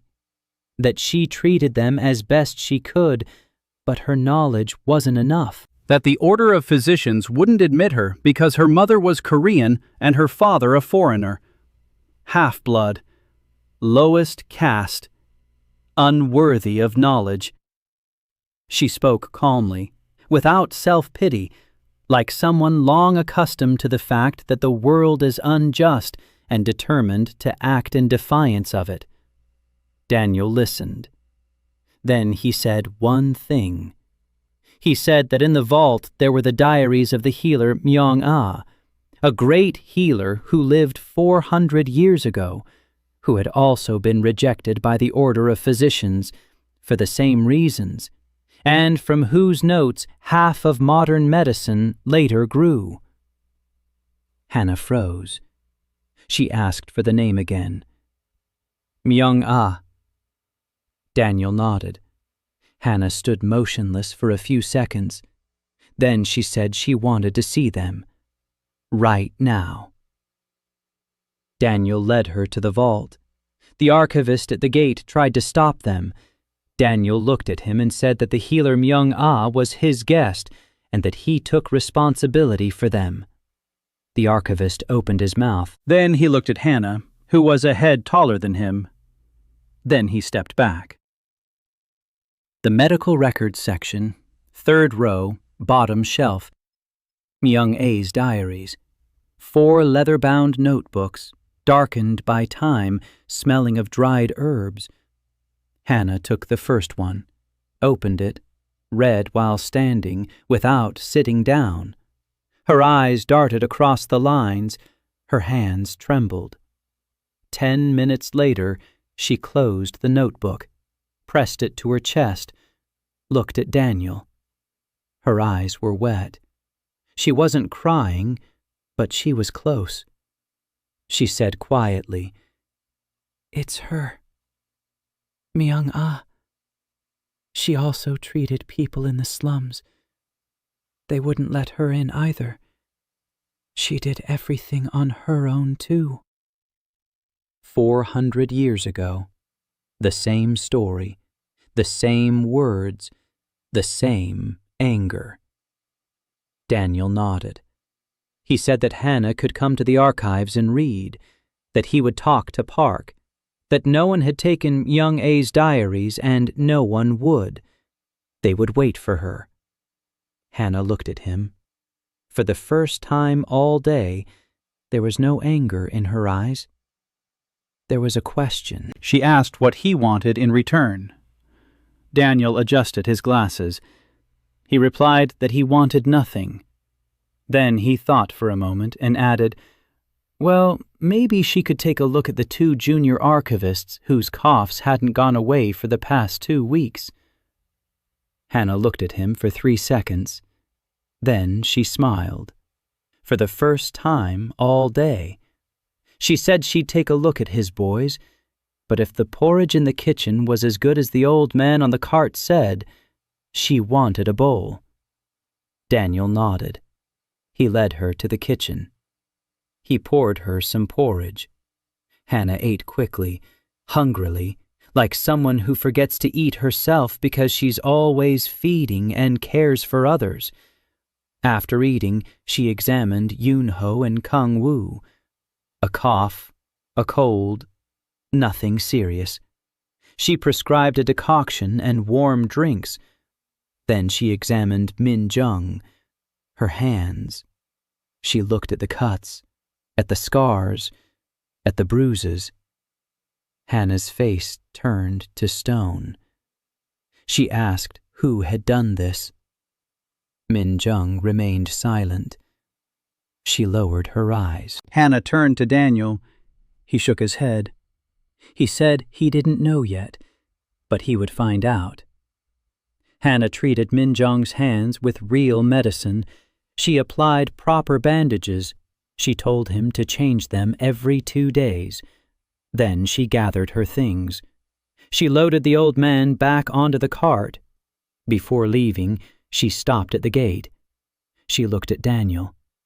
She said she would return in 3 days, and that if he found anything else from Young-ah's notes, he should set it on them for her. Daniel nodded. Hannah left. Park appeared from around the corner. He stood there, watching the cart drive away. He grumbled that a half-breed on his turf was the last thing he needed for complete happiness. Daniel looked at him. He said that Hannah Moore had cured 2 of his boys in 20 minutes, and that she would be back, and that Park would be glad to see her. Park snorted. He turned around. He walked away. But he didn't object. Hannah returned in 2 days instead of 3. She arrived in the morning in the same wagon, without a patient, with an empty bag. She said she'd come to read. Daniel took her to the storeroom. Myung-ah's diaries were waiting on the shelf. Hannah sat down on the floor, leaned against the bookshelf, and opened the first notebook. She read all day. She didn't eat. She didn't drink. She didn't get up. Daniel brought her tea twice. The first time she didn't notice. The second time she took the mug without taking her eyes off the text. By evening she had read 2 of the 4 notebooks. She stood up, stretched, looked at Daniel, who was sitting 3 rows away reading his latest treatise, walked over to him. She said that Myung-ah was a genius, that her methods of pulse diagnosis were 2 centuries ahead of everything modern Korean medicine knows, that the Order of Physicians had stolen her discoveries and erased her name, that every textbook Hannah had studied contained passages from those diaries, word for word, without citing the author. Daniel nodded. He said that in his world, that sort of thing happened too. Often. Hannah looked at him. She asked what that meant in his world. Daniel paused. Then he said he'd read a lot about the history of other countries. Hannah accepted that explanation, or pretended to accept it. She started coming every 3 days, then every 2, then every day. After a week, she no longer left for the night. She slept in one of the empty rooms in the residential wing. Pak grumbled but put up with it, especially after Hannah cured his knee, which had been hurting for 15 years. She used a recipe from the 3rd volume of Myung-a, a poultice made of 3 herbs and a massage of specific pressure points. Pak walked without limping for the first time in 15 years and didn't know how to express his gratitude, so he grumbled louder than usual. At the same time, Daniel continued his work with the Register of the Lost. 11 matches had turned into 23. 23 lost books whose traces remained in surviving texts. He was mapping out a web of references, a web of threads connecting one book to another, where author A quotes a lost book B, where author C retells the teachings of author D, whose work was lost in a fire, where in the commentary on Treatise E, an entire paragraph from the vanished Treatise F is hidden. The earthly education was working. The scientific method, systematization, cross-references, bibliography. Local scholars did not do this. They had no tradition of comparative analysis. Each master studied under a single teacher. Each clan kept its texts separately. No one pieced together the big picture. Daniel did. A sheet of paper appeared on the wall of the workspace, a large one, covering the entire wall. On it, using the ink of Master Yun Po Gim, Daniel drew a diagram. Lines, nodes, connections. Each node was a book. Each line was a link. At the center of the web, in red characters, were the titles of lost treatises, around which the surviving texts were grouped. Teho looked at the diagram and said it looked like a map of the starry sky. Daniel smiled. He said that it was a map. Only instead of stars, there were books, and instead of the emptiness between them, there was oblivion. At the end of the second month, 2 events occurred. The first was quiet. Little Il-sun came to Daniel in the evening, a kitten in her arms. The kitten wasn't moving. Its eyes were closed. Its breathing was barely noticeable. The girl stood in the doorway and looked at Daniel silently. She wasn't crying. Her tears had long since dried up. She just stood there, holding the dying animal, and looked at the only person who had done anything good for her in the past few months. Daniel stood up. He walked over to her. He looked at the kitten. Skinny, gray, a torn ear, a swollen belly, a hot nose, shallow breathing. Basic human medicine. Not veterinary. Daniel didn't know how to treat animals. He knew how to treat people. But a kitten isn't a person. He turned and went to the storage room. Il-sun followed him, silently, with the kitten in her arms. Daniel searched for 2 hours. He went through 4 sections: household records, agriculture, animal husbandry. Nothing. He had almost given up when, on the very bottom shelf in the corner of the crafts section, he found a small, worn scroll. Notes by the village veterinarian John Moo-hyun, the Hwangdo era. A thin scroll in a paper cover. Someone had shoved it in there because they didn't know where else to put it. A veterinarian. Who needs a veterinarian in a library? Daniel sat right down on the floor. He lit a candle with a snap of his fingers. Il-sun sat down next to him. The kitten was lying on her lap. Daniel began to read. Jung Moo-hyun was a village veterinarian.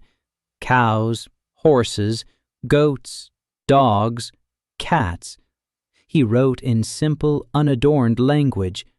Each entry was a case. Symptoms, diagnosis, treatment, outcome. 147 cases over 30 years of practice. Daniel read for 40 minutes. The scroll was short. But John Moo-hyun wrote from the heart. These were not reports. These were memories. He remembered every animal, every owner, every success, and every loss. When Daniel finished, his hands knew. They knew how to palpate a small animal's abdomen, how to diagnose intestinal inflammation, how to perform a warm saline lavage, how to lance an abscess with a thin needle heated in a flame, how to place a tiny stitch on a wound the size of a fingernail. He looked at the kitten, picked it up carefully, palpated its belly, swollen, hard, painful, most likely swallowed something, a bone or a shard of something, stuck, inflammation. Without intervention, the kitten would be dead by morning. Daniel asked Il-sun to bring warm water, a clean cloth, a needle, thread, alcohol. There was no alcohol. He found rice wine in the kitchen. It'll do. Il-sun brought everything in 10 minutes. She ran. Daniel worked on the floor in the hallway by the light of a single candle. He heated the needle in the flame. He washed his hands with rice wine. He felt for the lump on the kitten's belly, a thin incision. John Moo-hyun's hands worked through his fingers, precisely and gently, as if handling a porcelain bowl. Only instead of a crack, living tissue.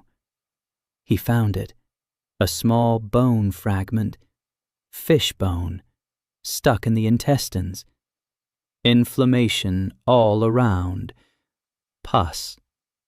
He extracted it. He rinsed it. He sutured it. 3 tiny stitches. He treated the wound. He wrapped the kitten's belly in a clean cloth. He poured warm milk with honey and a drop of wormwood decoction into its mouth. By this point, people were standing in the hallway. Tae-ho, Min-jong, Yoon-ho, Kang-woo. Hannah stood against the wall with her arms crossed, watching with a professional gaze. So-yun stood in the doorway, silently. Park stood behind everyone. With a mug of tea, he'd forgotten who he'd brought it for. Daniel placed the kitten Il-sun on her lap. He told her to change the bandage every day, to give it milk with honey 3 times a day, not to let it jump for a week. Il-sun held the kitten. The kitten was breathing, steady and deep, alive. The girl looked up at Daniel. She didn't say a word, but her face said it all. Daniel stood up. His knees ached from sitting on the stone floor for so long. His hands smelled of rice wine and blood. He adjusted his glasses and looked at the people in the hallway. He said it was time for everyone to go to sleep. He turned and went to wash his hands. Behind him, So-yun stood in the doorway, watching him go. Her hand wasn't on her sword. She pressed her palm to her chest, where her heart beats. The second event was a big one. The day after the kitten was rescued, 3 men arrived at the archives, on horseback, in expensive clothes, with the Yoon clan crest on their shoulders. They dismounted in the courtyard and demanded a meeting with the overseer. Park came out to them, gloomy as a storm cloud. The eldest of the guests was a young man of about 30, handsome, arrogant, with a sword at his belt that was worth more than the entire archive. He said that the Yoon clan had heard some interesting rumors, that there was a boy in the archive who knew the techniques of Master So-gwan-il, a style that no one had practiced in 200 years.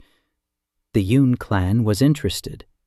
The Yoon clan would like to speak with this boy. Park replied that he knew of no such boy and no such techniques. The young man smiled. He said the overseer had better think again, that the Yoon clan was not accustomed to being refused, that if the boy existed, the clan wanted to see him. If the boy did not exist, the clan wanted to verify this personally. He placed a purse of gold on the table. He waited. Park looked at the purse, then at the guest. Then he said there were no boys with special abilities in the archives, only sick orphans and dusty scrolls, and that the guests had better leave before dark because the road through the capital was unsafe at night. The young man took the purse. His smile didn't change. He said the Yoon clan would return, and that next time he would bring not gold, but other arguments. The 3 left. Park stood in the courtyard and watched them go. Daniel stood around the corner and heard everything. Rumors had reached the clans. Someone had spoken. Someone had seen him showing So-yun's forms, or someone from the archives had let it slip. Or Ro. Ro might have told them on purpose, to raise Daniel's value, to make him a commodity the clans would pay for. Daniel leaned against the wall and closed his eyes. His quiet life was coming to an end. Books would no longer protect him from the world. The world had come to him. The Yoon clan returned 10 days later, not envoys, mercenaries, 5 of them. They came at night. Daniel found out about them from So-yun. She was on watch on the roof and saw shadows climbing over the courtyard wall. She crept down quietly. She woke Daniel. He was sitting at the table reading by candlelight. He hadn't been sleeping. So-yeon said one word. Guests. Daniel took off his glasses, wiped them, put them back on, stood up, went to the door. So-yeon grabbed his sleeve. She said there were 5 of them, armed, professionals. Daniel nodded. He said he knew. He asked her to wake Tae-ho and take the younger children to the east wing to Master So. So-yeon clenched her teeth. She said she wouldn't leave, that she was his sword, that she had sworn an oath. Daniel looked at her. He said he didn't need a sword. He needed the children to be safe. So-yeon looked at him for 3 seconds. Then she nodded. She left.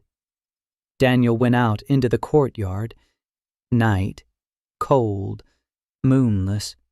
The courtyard was lit only by the dim light from the windows of the residential wing. 5 men stood by the wall, dark clothes, hoods, each with a sword. One held a rope, another a sack. They hadn't come to kill. They had come to take him away. The eldest of the mercenaries saw Daniel, small, skinny, in a gray robe, wearing glasses, alone. The mercenary smirked. He said the boy could go with them quietly, and then no one would get hurt. Or he could make a fuss, and then someone would get hurt. Daniel adjusted his glasses. He looked at the 5 of them. His body was that of a 16-year-old emaciated boy. 2 months of proper food had improved his condition, but not turned him into a warrior. But 2 sword masters lived within that body. So Guan-il, 72 forms of the flowing style. Kim Hae-bon, 36 forms of the direct style, plus 2 army manuals on basic combat, and the hands of a potter who had spent 30 years learning patience and precision, and the hands of a cook who knew how to hold a knife, and the hands of a calligrapher whose fingers never trembled. Daniel didn't want to fight. He hated violence. In a past life, he had intervened in a fight in the park and been stabbed. He died from it. He didn't want to repeat that mistake. But 5 mercenaries stood in the courtyard of his archive, with a rope and a sack.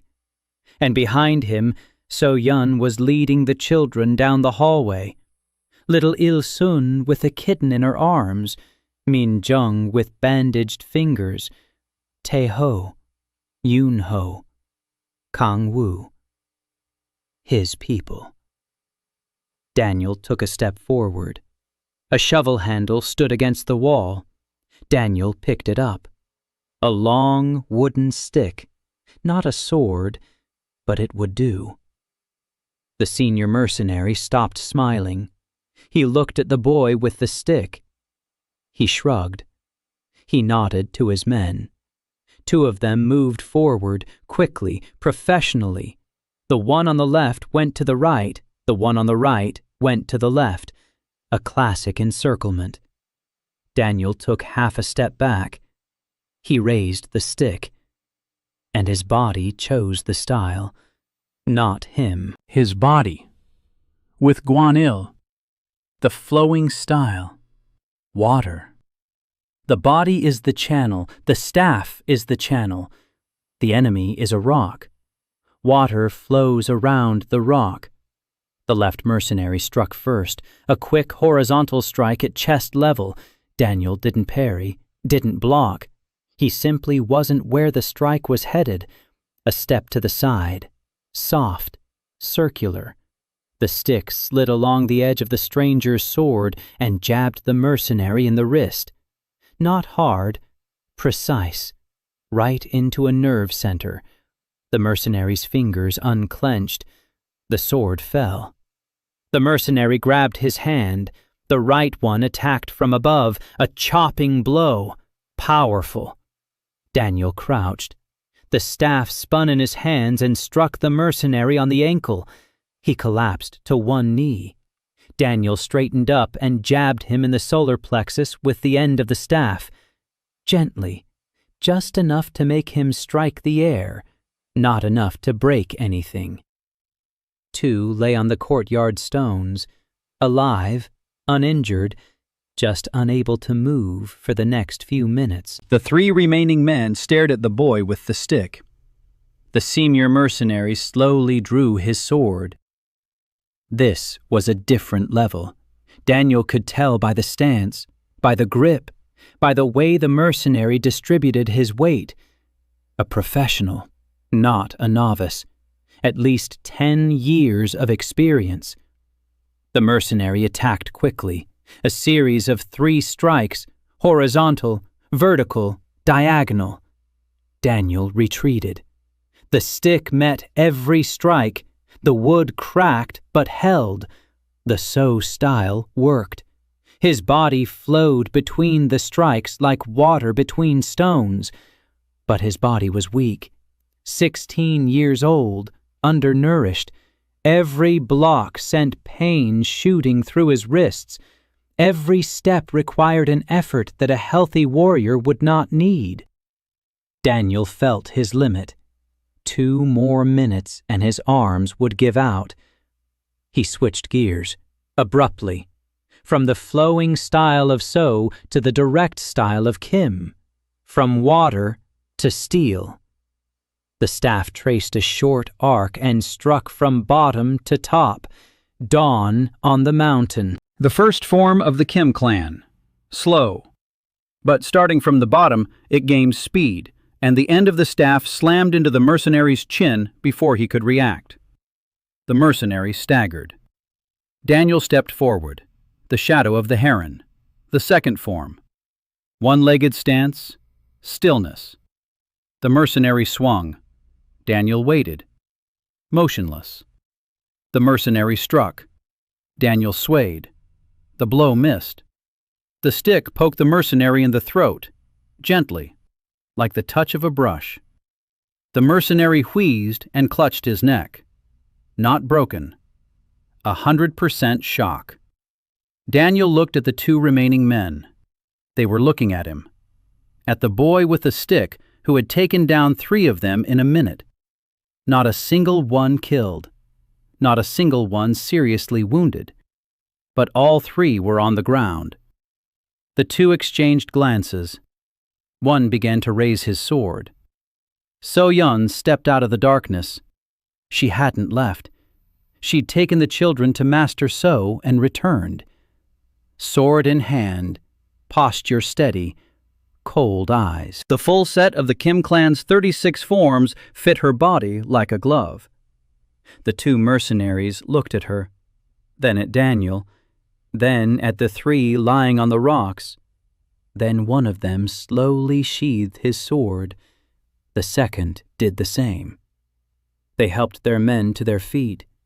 The senior mercenary sat on the rocks and rubbed his throat. He looked up at Daniel. There was no malice in his eyes. There was surprise. He said hoarsely that the boy could kill them, but hadn't. Daniel replied that he was a librarian, not a killer. Then he adjusted his glasses and added that if the Yun clan sent more people, he would very much appreciate it if they sent those who could read, because there was a lot of work in the archives. The mercenary looked at him for a long time. Then he stood up. He nodded to his men. The 5 of them left through the wall, just as quietly as they had come.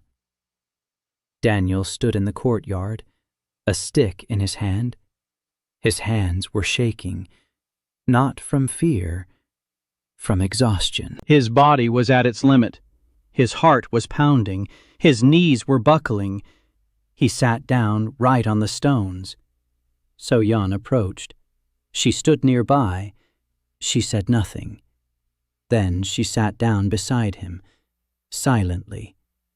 They sat in the courtyard on the cold stones and were silent. 5 minutes later, Park came out of the kitchen with 2 mugs of hot tea. He silently set them down in front of them. He left without a word. Daniel picked up a mug. His hands were still shaking. Tea spilled out. So-yeon reached out and held his mug steady. Their fingers touched on the ceramic. Daniel looked at her. She was staring straight ahead into the darkness of the courtyard. Her face was calm. She said he fought well, for a librarian. Daniel took a sip of tea. He replied that he hoped he wouldn't have to again. So-yeon said quietly that he would have to. They finished their tea.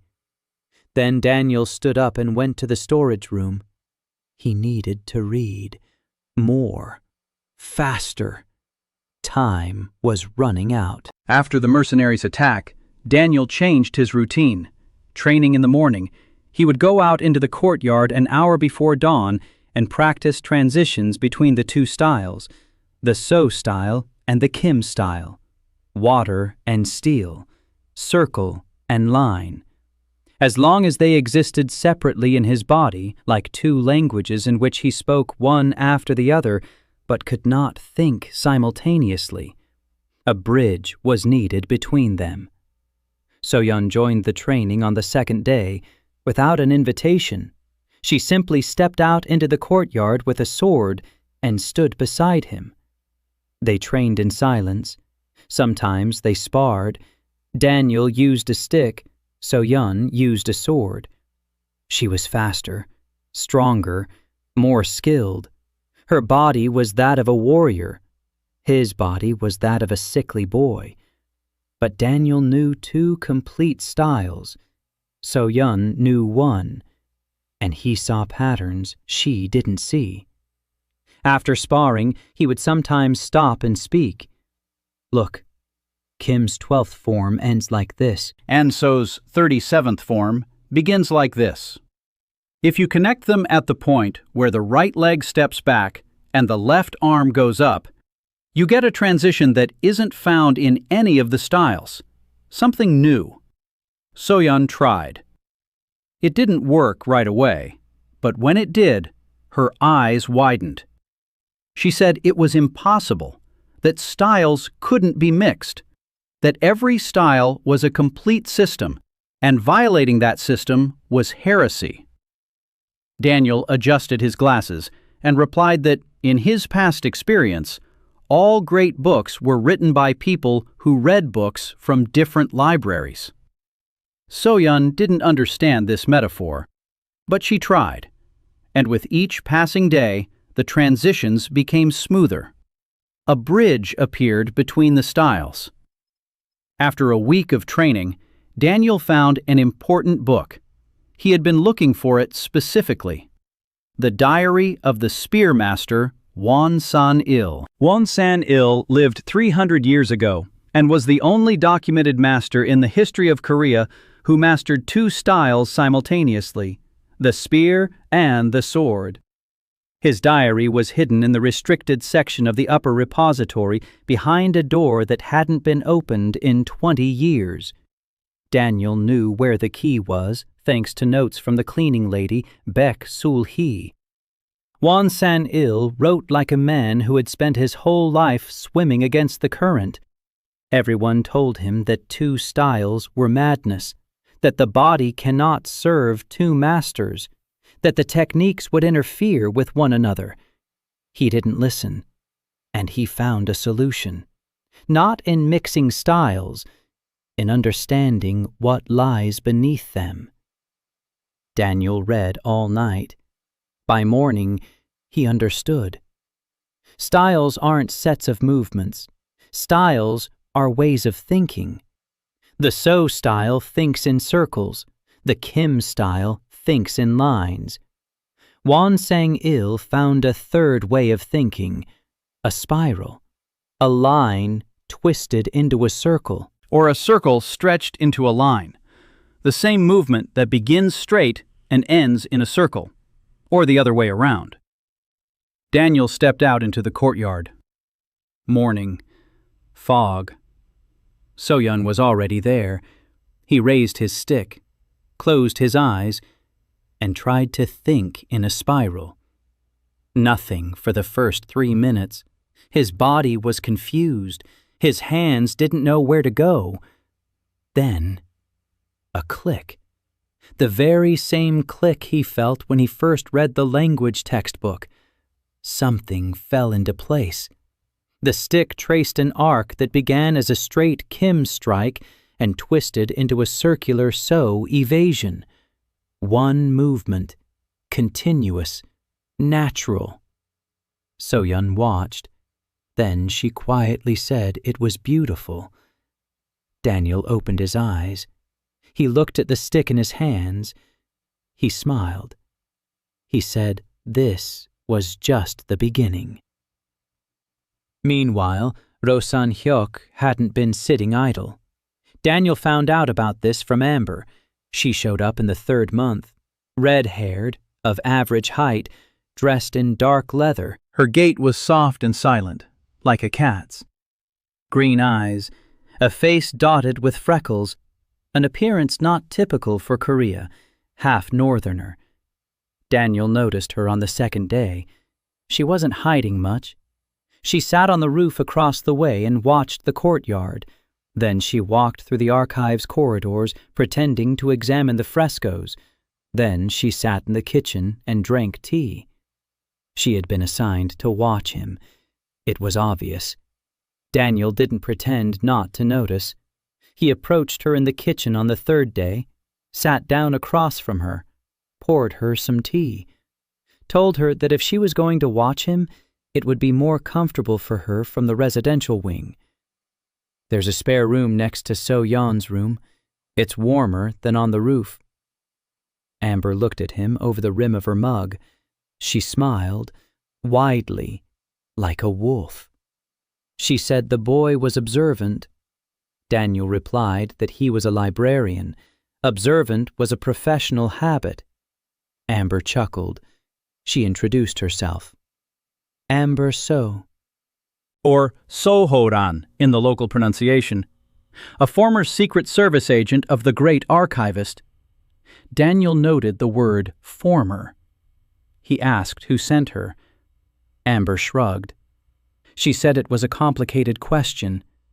The Grand Archivist wants to know what's going on. Ro San-hyuk wants to know too.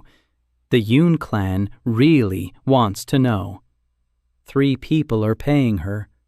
She reports to whoever pays the most, and until anyone pays more than the others, she drinks tea and watches.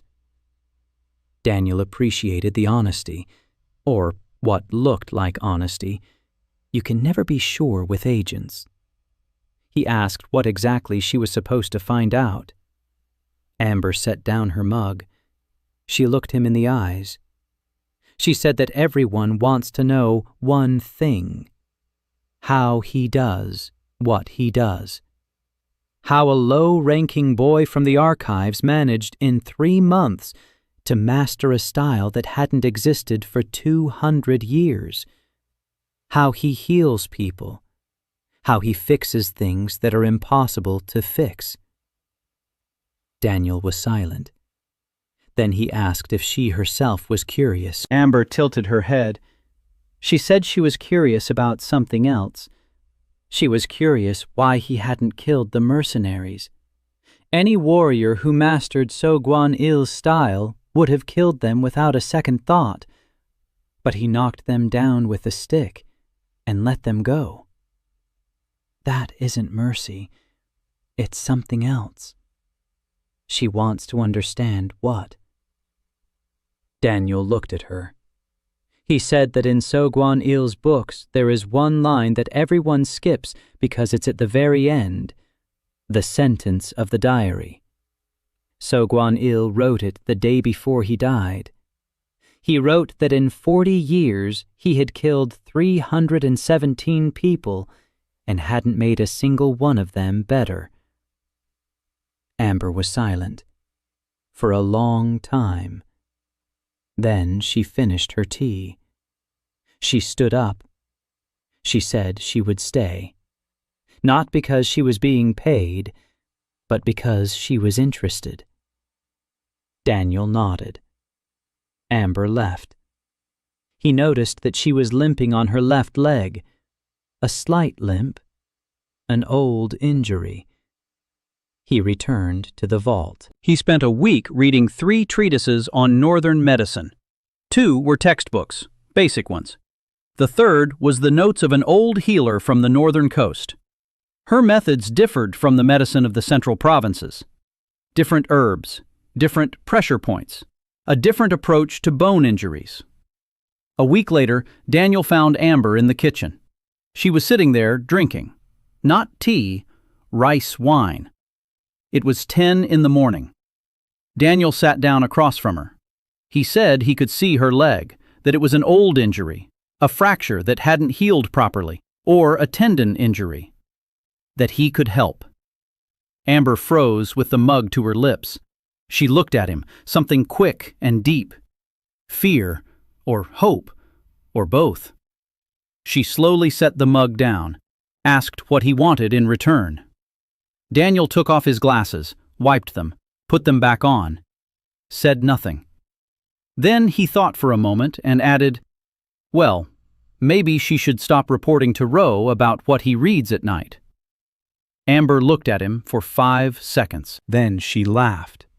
For the first time ever. A real laugh. Not a wolf's. A human one.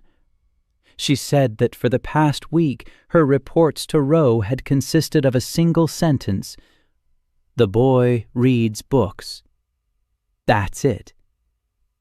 Daniel smiled. Good. He'd been treating her leg for 3 days. Massage, herbal compresses, heat therapy with his palms.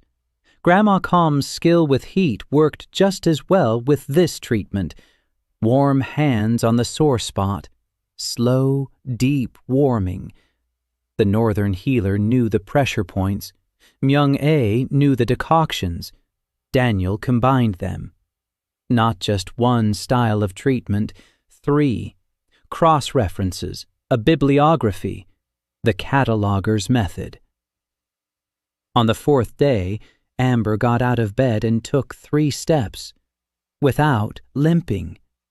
She stood in the middle of the small room and looked at her feet, then at Daniel, then at her feet again. Then she sat down on the bed and covered her face with her hands. She wasn't crying, but she was breathing heavily and deeply. Daniel left silently. He closed the door. He let her be alone. An hour later, she found him in the vault. She stood in the doorway. She said one sentence. She said that from that day on, she was working for him. Only for him. For free. And that Roe and the Grand Archivist and the Yoon clan could shove their money into their scrolls. Daniel nodded. He asked if she could find out exactly who had told the Yoon clan about his abilities. Amber smiled. Like a wolf. She said she already knew. Roe San-hyuk, through an intermediary, on purpose, to raise the stakes, so the clans would want what they didn't have, so Daniel would become a card in his game. Daniel closed the book he was reading. He placed his palms on the table. So Roe is making his move. So the time of silence is over. So he needs to prepare. He looked at the wall where his cross-reference map hung, a web of threads and knots, books and the connections between them. Roe wants to turn knowledge into a commodity. The Horde wants to turn knowledge into sustenance. The clans want to turn knowledge into a weapon, and he wants to set knowledge free. 4 forces, 1 library. Daniel stood up. He walked over to the map. In red characters, he added 4 words in the 4 corners. trade, oblivion, war, freedom. Then he returned to the table. He opened a new book and began to read. The 4th month. Spring had come to Songyang, wet and muddy. The snow was melting and the streets of the capital were turning into rivers of brown water. The archive stood on a hill and the water flowed around it, but the dampness seeped into the walls, and every morning Daniel checked the storage room. The scrolls must not get wet. The books must not get moldy. That was his rule, first and foremost. In 4 months, Daniel had read 41 books, 41 lives, 41 masters. His body had changed. It hadn't become powerful or muscular, but it had become different. His hands moved differently. His step had become lighter, his breath deeper. 41 people lived in his muscles and nerves and joints. A potter and a cook and a calligrapher and 2 fencers and a spearmaster and a gardener and a cleaner and a veterinarian and a monk and 3 healers and 5 artisans and a blacksmith and a carpenter and a weaver and an architect and an astronomer and 2 herbalists and a navigator and a philosopher, a historian, a cartographer, a poet, and a dozen other specialists whose notes he found on dusty shelves. Each of them gave him something, sometimes small, sometimes a great deal. And Daniel did what no one else in this world did. He compared. He cataloged. He looked for patterns, cross-references between styles and crafts and sciences. The potter and the fencer thought about their hands in the same way. A cook and a healer felt temperature the same way. A calligrapher and a swordsman breathed the same way before a precise movement. The web on the wall had grown. The threads connecting the books had turned into a whole map of knowledge. Not linear, 3-dimensional. Each book was a node from which threads led to dozens of others, and at the center of this web sat Daniel, the cataloger, the librarian, the only person in Kor capable of seeing the whole picture. One morning during training, So-Yun stopped in the middle of a form. She looked at Daniel. She said he didn't move like a swordsman, not like a potter, not like a chef. He moved like all of those things at once. His body no longer switched between styles. It spoke all languages at once. Daniel stopped. He thought. She was right. He hadn't even noticed when it had happened. The transitions between skills had become seamless. The hand that held a staff in combat held a brush in calligraphy and a knife in cooking with the same single motion. Not because these movements were identical, but because Daniel had found what lay beneath them, a common principle: precision, patience, connection. 3 words that described everything he knew how to do. It didn't matter what his hands were doing. What matters is how you approach it, with precision, with patience, with connection. So-Yun nodded. She said it was scary. Daniel smiled. He said it was for him, too. In the middle of the 4th month, Amber brought news. Bad news. Ro San-hyuk was preparing a public accusation. He was gathering evidence that Daniel posed a danger to the order, that he read forbidden texts, that he let outsiders into the vault, that he taught the techniques of another clan without permission. Every point was true. Daniel really did read from the forbidden sections. He really had let Hannah in. He really had shown So-Yun the Kim clan's forms.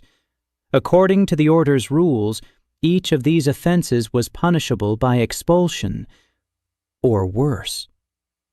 Amber said that Ro planned to speak out in a month, in Songyung's central square, in front of representatives from all the clans. A public trial. An example. Daniel sat at the table and listened. Then he asked what Ro really wanted. Amber answered without hesitation. Ro wants control. Not Daniel's destruction. Control. If Daniel is deemed dangerous, he will be placed under the supervision of the Deputy Grand Archivist. That is, Ro. And then Ro would decide which books Daniel reads, to whom he shows his techniques, for how much he sells them. Ro is not an enemy of knowledge. He is a knowledge entrepreneur. Daniel closed his eyes. He thought. A month. He had a month. He opened his eyes. He looked at Amber. He asked if she knew where to find Cho Yu-rim. Amber raised an eyebrow. She asked who that was. Daniel explained. The daughter of the late potter from the artisan quarter. The girl is looking for her father's notes. He knows because 3 weeks ago, a small figure came to the gates of the archive and stood there for an hour before leaving. Tae-ho saw her and told him. Amber shrugged. She said she would find her. She found her in 2 days. Che Yudim came to the archive on a rainy afternoon. She was small, 17 years old, but she looked 14. Quiet, with big eyes full of that particular sadness that Daniel saw in people who had lost not just a loved one, but a part of themselves. She came and stood at the gate. She fidgeted. She couldn't bring herself to go in. Daniel went out to meet her. He introduced himself. He said he knew why she was there. Yurim looked at him. She said quietly that she was looking for her father's notes. Che Moon-sik, a potter. He had died 6 months ago. He hadn't had time to pass on the secret of the family glaze to her. Without that secret, the workshop was going under. Customers were leaving. Neighbors said she would bring shame on the family. Yurim was walking all over the city, asking around, searching. Someone said there might be records in the archives. Daniel led her inside. They searched together. For 2 hours. They combed through the crafts section from top to bottom. There were no notes from Cho Moon-sik. They had never been in the archives. Yurim's father had left no records, or they had burned, or they simply never existed. Yurim sat on the floor of the storage room and stared into space. She didn't cry. Her eyes were dry and lifeless. Daniel sat down beside her. He was silent. He was thinking. Then he stood up and walked between the shelves. He searched for half an hour. He found it. Not her father's notes. Her father's teacher's notes. Master Pei Kwan-soo, a potter of the older generation. Cho Moon-sik's teacher. His notes were in the archives because Pei Kwan-soo had donated them to the order 20 years ago before his death. A thin notebook, 40 pages, descriptions of techniques, and among them, glaze. Not the one Yurim's father had used, the one her father's father. The source, the foundation. What Cho Moon-sik had studied before creating his own version. Daniel read for 2 days. Pei Kwan-soo was patient and precise. Like all good potters. His glaze differed from his father's, a different shade, a different firing temperature, but the root was the same mineral, the same mixing principle, the same philosophy of color. On the 3rd day, Daniel went to Yurim's workshop, a small room in the artisan quarter, a kiln, a potter's wheel, shelves with unfinished pieces, dust, desolation. Urim sat by the extinguished kiln. Daniel said nothing. He walked over to the shelf with the materials, found the minerals, found a mortar, began mixing. Pa Kwan Su's hands worked through his fingers, proportions, grinding, consistency. Urim watched. Then she stood up. She walked over. She looked at his hands, at the color of the mixture in the mortar, and suddenly she froze. Her eyes widened. She said one word. Blue. Daniel looked at the mixture. It was milky blue with a pearlescent sheen. Pa Kwan Su's glaze, not his father's, his grandfather's, but the color. The color was the same. Urim reached out and touched the mixture with her fingertip. She looked at the blue mark on her skin. She said quietly that they had an old teapot at home, blue with mother of pearl. Dad said it was his teacher's work. Urim used to drink tea from it every morning when she was little, until the teapot broke. She looked at her finger, at the blue color, and for the first time in a year, she smiled. Not widely, not joyfully, quietly, like someone who had found their way home. Daniel showed her the proportions, the temperature, the firing time, everything Pa Kwan Su knew. It wasn't her father's glaze, but it was the glaze from which her father's had grown, the root, the beginning. And from this beginning, Urim could grow her own continuation. She walked Daniel to the workshop gate. She stood on the threshold, small and quiet. She said she would repay him. Daniel replied that there was no debt. Then he thought for a moment and added, "Well, maybe when she makes her first teapot with the new glaze, she'll bring it to the archive." For the kitchen, because all their mugs there have chips in them. Urim nodded. Daniel left. A week later, there was a teapot in the archive's kitchen, blue with mother of pearl. Not a copy of the old one, a new one, with a light pink tint that Pa Kwan Su's didn't have. Urim added that something of his own, the beginning of his own style. Park drank from this teapot, and each time turned it in his hands, examining the glaze. He said nothing, but his eyes were soft. 3 weeks until the trial. Daniel worked at night. During the day, he was calm. He cooked, he repaired, he catalogued. He smiled when people came to see him. But at night, his eyes were different. At night, he read and thought and planned.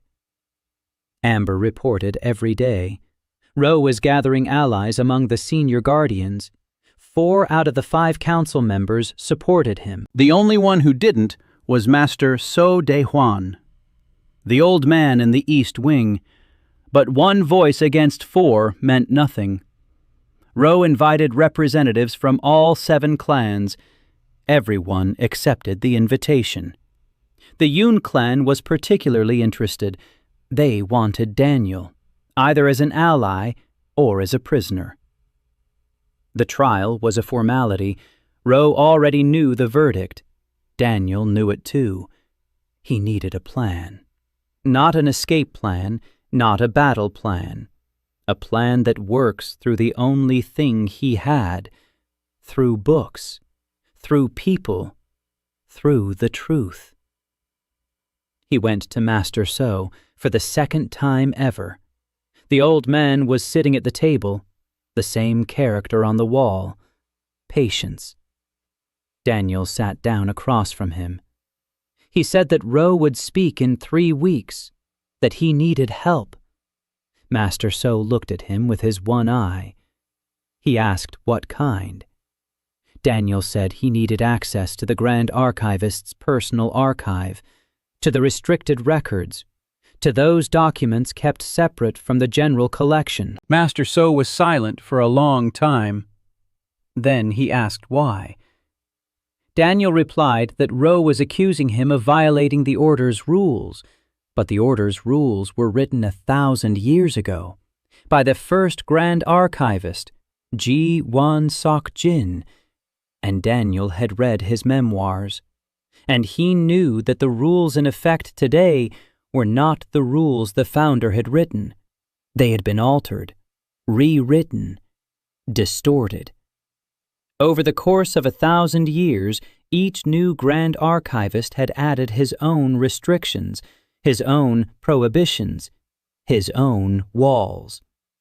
Gwan Sok Jin's original charter did not prohibit free access to knowledge. It did not divide books into permitted and forbidden. It didn't close the doors to outsiders. On the contrary, the first clause of the original charter stated that the archive was open to anyone seeking knowledge. Daniel knew this because Gwan Sok Jin had quoted his charter in his memoirs. But he needed the document itself, the original. Master So looked at him. A fire burned in his single eye. The old man slowly stood up. He walked over to the wall. He pushed the calligraphic inscription aside. Behind it was a niche. A key lay in the niche.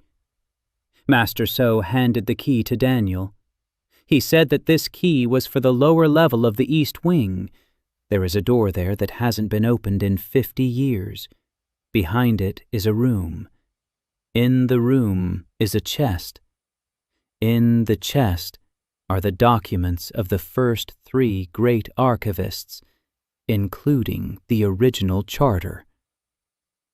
Master So had kept the key his whole life. He had been waiting for the person to whom he could give it. Daniel took the key. He asked why Master So hadn't used these documents himself. The old man smiled. He said that documents without a voice are just paper. He didn't need just a reader. He needed a person who would read them and make sure everyone heard them. Daniel nodded. He left. He found the door. He opened it. The chest stood in a small, dusty room cluttered with old scrolls. Daniel lifted the lid and saw the documents. Dozens of them. Yellowed, fragile, 1,000 years old. He read for 3 days. He didn't come out. Hana brought him food. So Yun stood by the door. Amber watched the hallways to make sure no one approached. Gwan Sok Jin's original charter was written on mountain deerskin parchment.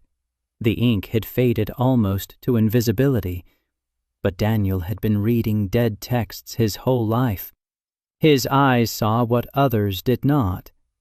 The letters emerged through the centuries like a scar through the skin. The charter was short, 12 points. First, the archive is open to all. Second, knowledge belongs to no one.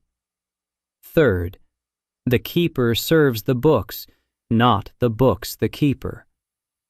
Fourth, every person has the right to read. Fifth, every person has the right to learn. Sixth, no clan has the right to exclusive ownership of any text stored in the archive. Daniel read and felt his throat tighten. These were his principles, the principles of a public library. Written 1,000 years ago on the other side of the universe. Gwan Sok Jin thought the same way Daniel did, or perhaps Daniel thought the same way Gwan Sok Jin did. The difference in time and space didn't matter. There is only one truth. Knowledge is free. Knowledge is for everyone. He rewrote the charter, in his own handwriting, in the handwriting of Master Yun Po Gyom. Beautiful, precise, each character like a heartbeat. At the same time, Daniel was preparing something else. He sent Amber to the slums with a request for Hannah. Hannah was to bring people, those she had treated, those Daniel had helped through her, an old man with pneumonia, a mother with a sick child, a boy with a broken arm, all those who had received help for free, because Hannah treated them for free, because Daniel gave her the scrolls for free, because knowledge was free. He sent Urim back to the artisans' quarter with a request to show the blue teapot to the neighbors, to tell them where the glaze came from, to tell them about the archive, about the boy who found the old notes and restored her family's craft. He asked Il-hwa. He had found her a month ago, a blind singer, 20 years old, from the caste of sound writers, people forbidden to compose, only to memorize others' songs. Il-hwa had come to the archive by chance. She got lost in the rain. Tae-ho brought her to the kitchen, fed her. Daniel heard her voice when she thanked him for the food. Her voice was such that he stopped in his tracks and stood motionless until she fell silent. Then he approached, introduced himself. He learned her story. Blind from birth, she memorizes everything she hears, a perfect memory. She carries hundreds of songs from noble houses in her head. Not a single one is hers. She is forbidden to compose. The law, caste, tradition.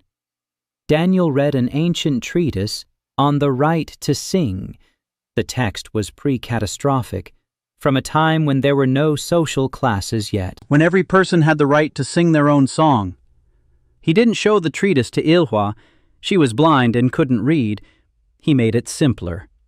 One evening he asked her to sing something of her own. Il-hwa froze. She said she couldn't. Daniel replied that she could in the archive, that the archive was a place where different rules applied, where every voice had a right. Il-hwa was silent for a long time. Then she began to sing, softly, on a single note. The melody was simple and pure, like water in a mountain stream.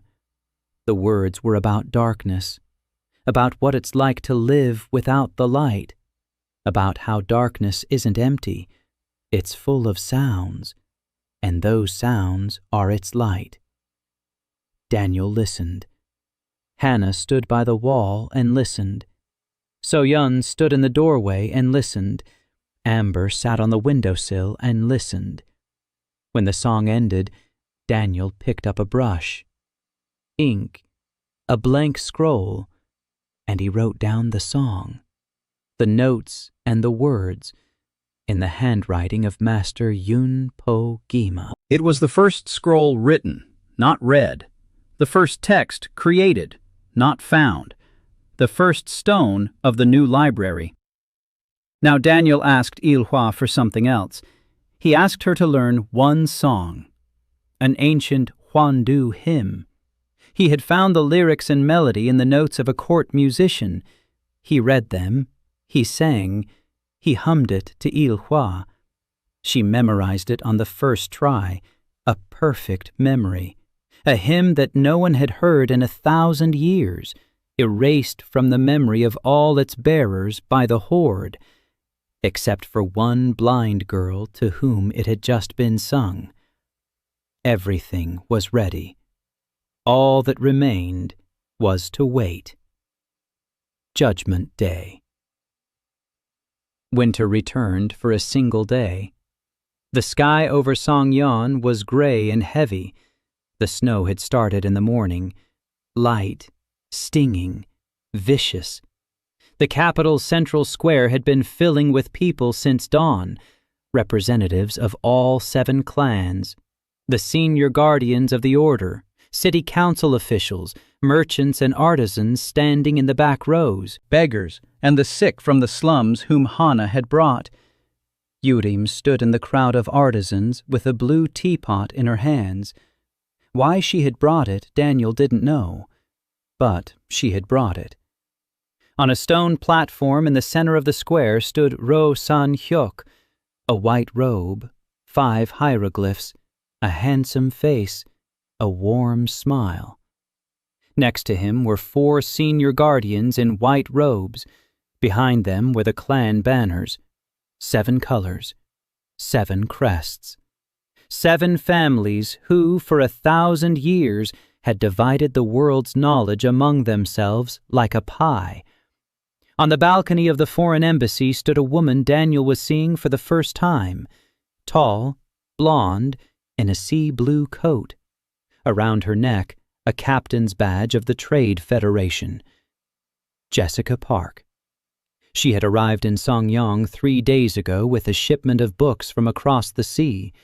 20 boxes. Daniel's order, relayed through Amber and paid for with money that Hannah had collected in the slums, coin by coin. Jessica watched. Daniel stepped out onto the square alone. An archivist's gray robe, glasses, unarmed, hands in his pockets. He walked through the crowd and people parted, not because they were afraid, because they didn't understand. A skinny boy in the lowest rank clothing, all this commotion because of him.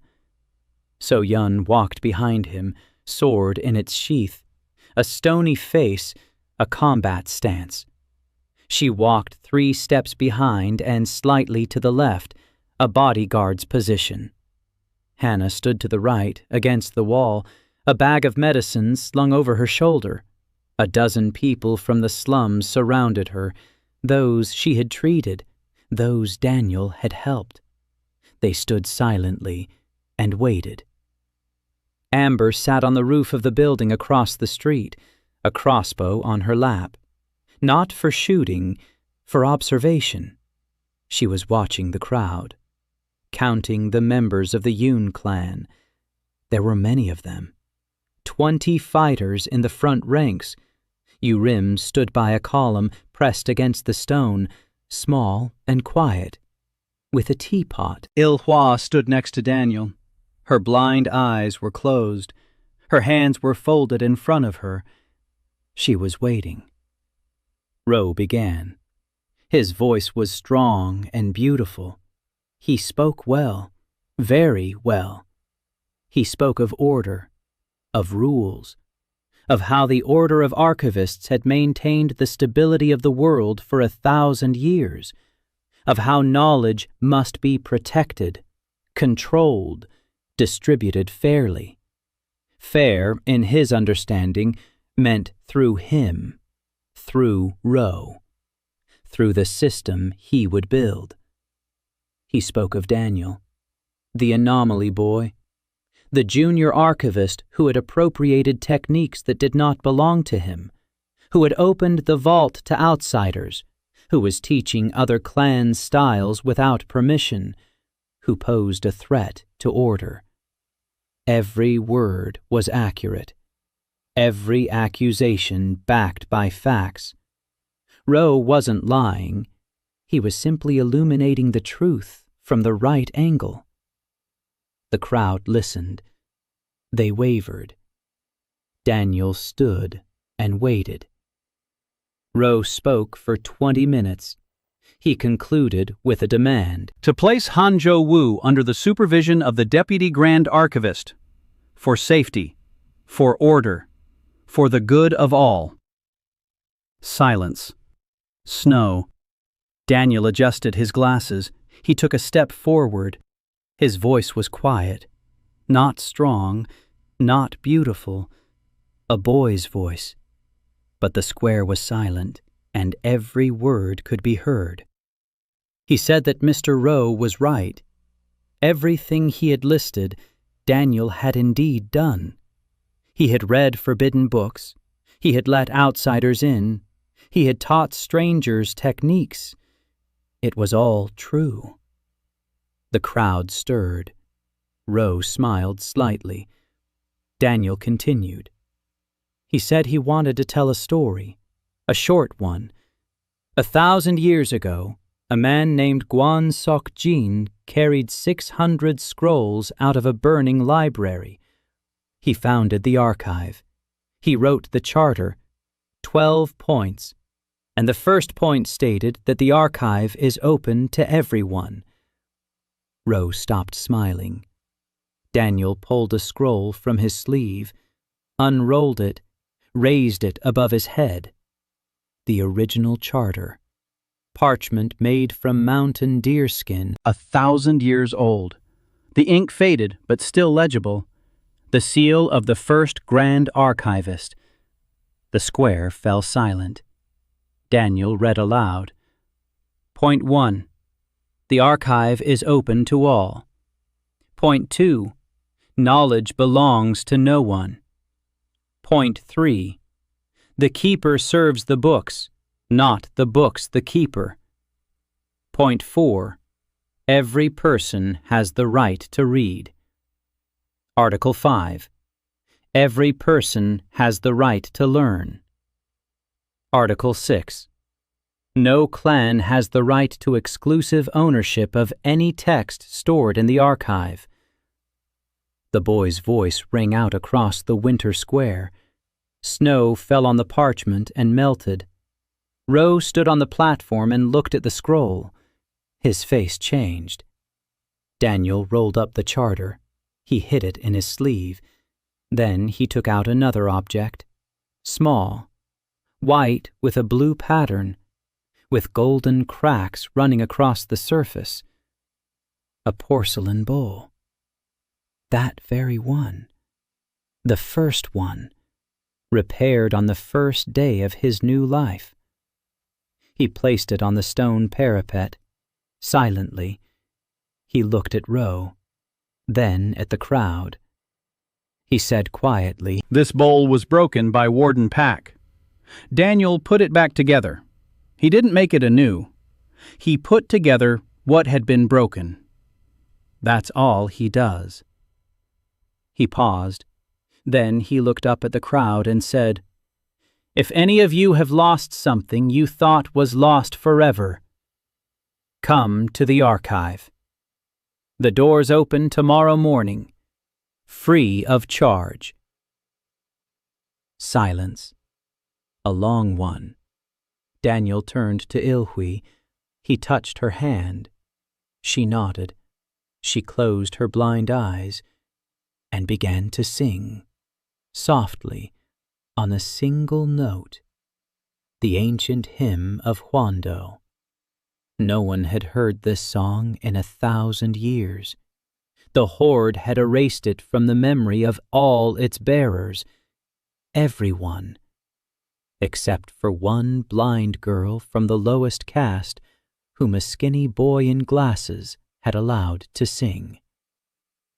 The melody rose above the square like smoke, simple, pure, as old as the cobblestones, as old as the mountains on the horizon, as old as the memory of the world that existed before the catastrophe, a world where knowledge was free. The crowd stood in silence. Snow was falling. Ilva sang, and someone in the front rows among the nobility recognized it. Not the melody, not the words, something deeper, something in the bones and in the blood. An old general from the Yun clan, gray-haired, with a scar across his entire face. He stood in the front row and listened. His lips trembled. His hands, which had held a sword for 40 years, dropped to his sides. And slowly, very slowly, he dropped to one knee. Not before Daniel. Before the song. Behind him another, a young warrior from the So clan, then an old woman from the crowd of artisans, then another, and another. Ro San-hyuk stood on the platform and looked out at the square, at the people who were dropping to their knees, at the boy in the gray robe standing next to the blind singer, at the porcelain bowl with golden cracks sitting on the parapet beneath the snow. Ro looked at his hands. He understood. He had lost. Not today. 1,000 years ago. When the 7 clans tore apart the library and decided that knowledge could be shared, they were wrong then, and Ro was wrong now. Knowledge cannot be sold. It cannot be bought. It cannot be hidden. It can only be burned. But even then, there will be a boy who can read the ashes. The song ended. Silence. Snow. Daniel stood in the square. Behind him, So-Yun with a sword, Il-Hwa nearby, Hannah in the crowd, Amber on the roof, Yu-Rim by the column with the blue teapot, Jessica on the balcony, Il-Sun somewhere in the archives with the kitten in her arms. His people. His circle. Master Sode Huan stood at the edge of the square. His one eye was wet, not from the snow. Half the order had silently gone over to Daniel, without words, without a vote. They simply stood up and left Ro's platform. They stood next to the boy in the gray robe. Ro was left alone, with 3 guardians. He looked at Daniel for a long time. Then he nodded, turned away, left, without a word. The end of the first arc. 6 months after the trial. Summer in Songyun was hot and dusty. The archive had changed. The doors were open every day from dawn to dusk. People came. Artisans, herbalists, young warriors, old masters, mothers with children. They came searching for a recipe for a forgotten medicine, for the technique of a lost craft, for a fairy tale that a grandmother used to tell and that no one remembers anymore. Tae-ho greeted them at the gate. Min-jung led them to the right section. Yoon-ho and Kang-woo helped with the search. Il-sun served tea. The archive was alive. For the first time in centuries, it did not hoard knowledge. It gave it away. Daniel was appointed junior custodian, officially. The great archivist's seal. The great archivist still did not show himself. He did not leave his chambers in the upper tower, but his seal was on the document. He was watching. He approved, silently. Hannah opened a clinic at the archive, a small room in the right wing, shelves of herbs, an examination table. Myung-ae's journals lay nearby. Hannah treated patients every day, for free. The line formed in the morning. She was no longer angry. No, she was angry. But now her anger had a target. Not the world, the disease. So-Yun trained 5 young fighters who had come to the archive after the trial, former mercenaries, outcast warriors, those for whom there was no place in the clans. So-Yun taught them the Kim style. 36 forms, the very ones Daniel had returned to her. She taught without greed, without secrecy, openly, because knowledge belongs to no one. Amber had created a network, informants in the slums and commercial districts, people who listened and passed on news. She is no longer a spy. She is a coordinator. Yu-Rim came to the archive every week. She brought pottery, new pieces, her own, blue glaze with a pink tint, her own style. The workshop was running. Orders were coming in. The neighbors stopped whispering. Il-Hwa lived in the archive. She sang every evening. All the inhabitants heard her songs. Daniel recorded every song on a scroll. The new library grew, not with found texts, but with created ones. Jessica Park returned from across the sea with 3 ships, 60 crates of books, treatises by Western scholars, maps, philosophical works, medical records, trade chronicles. Daniel met her at the gate. She stood next to the carts loaded with boxes and smiled, broadly, like a captain. She said she'd brought him the whole world.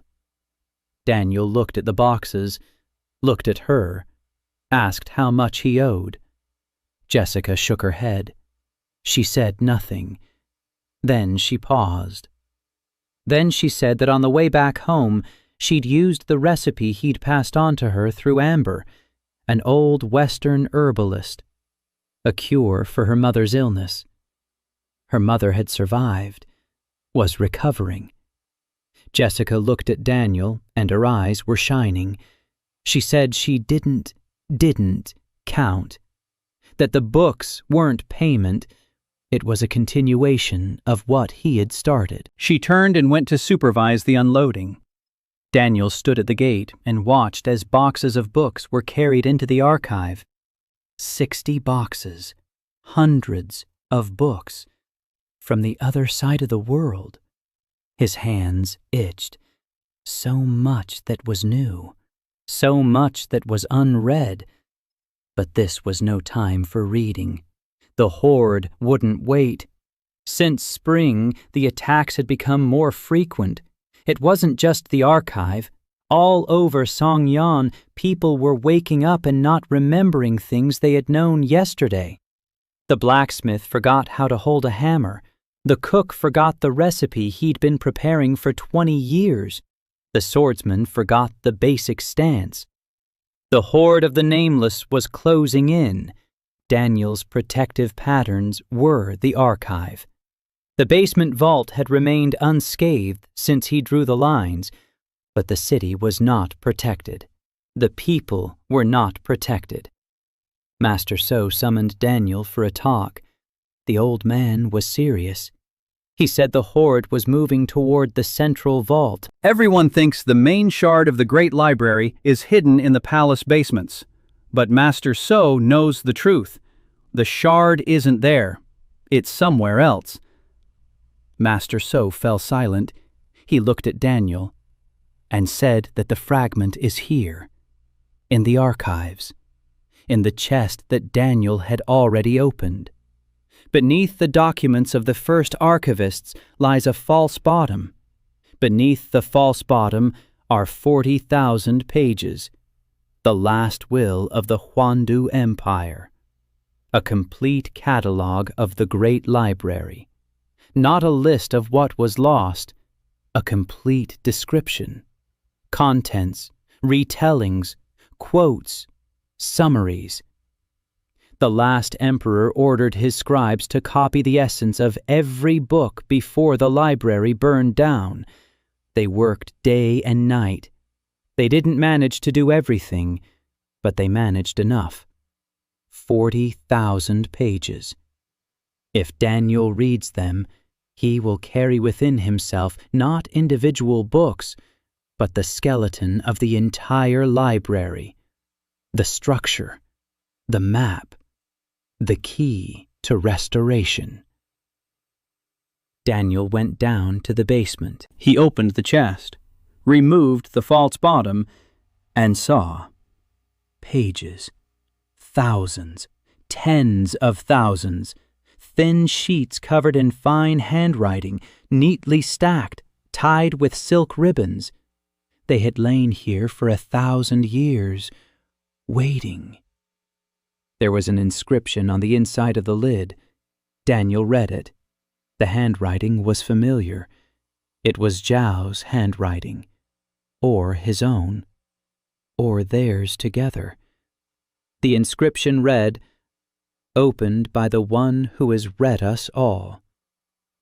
Daniel stood over the chest and looked at the 40,000 pages, the entire Great Library, in summaries and retellings and quotations, waiting 1,000 years for its reader. He closed his eyes, then opened them, sat down on the floor, took the first page, and began to read. Daniel read for 90 days, 3 months, 40,000 pages. He read in the morning and afternoon and evening and night. Hannah brought him food and made him eat. So-yun stood at the door and let no one in. Ember patrolled the perimeter. Tae-ho managed the archive in his absence. The boy had grown up. Over those months, he had become more than just an assistant. He had become the keeper. Daniel read, and the world changed around him. The Horde was advancing. Attacks on Songyang became a daily occurrence. People were losing their knowledge by the dozen. Entire artisan districts woke up, not dead, empty. People were alive but didn't remember who they were. A blacksmith looked at his hammer and didn't know what it was. A mother looked at her child and didn't remember the lullaby. Ro San-hyuk returned. He came to the archive, not with accusations, with a request. His people were losing their knowledge too. His reformers woke up not remembering why they had wanted to sell the scrolls. Ro stood before Daniel, and for the first time, there was no confidence in his beautiful eyes. There was fear. He asked what to do. Daniel did not refuse him. He said that Ro could help. He could use his connections with the clans to organize the copying. Every scroll in the archives must be copied. Twice, 3 times, 10 times. The copies sent to the far corners of Kor, to every city, to every village, to every home where there is a person who can read. Ro looked at him, then he nodded. He left and began to work. Not for money, not for power, for survival. On the 50th day of reading, Daniel understood the nature of the Horde. It came from the notes, from the last emperor's records. The Horde of the Nameless was not an army. It was not a pack. It was not an invasion. The Horde was a consequence, a side effect. When knowledge is forgotten, it does not disappear. It transforms. It becomes something else, something hungry.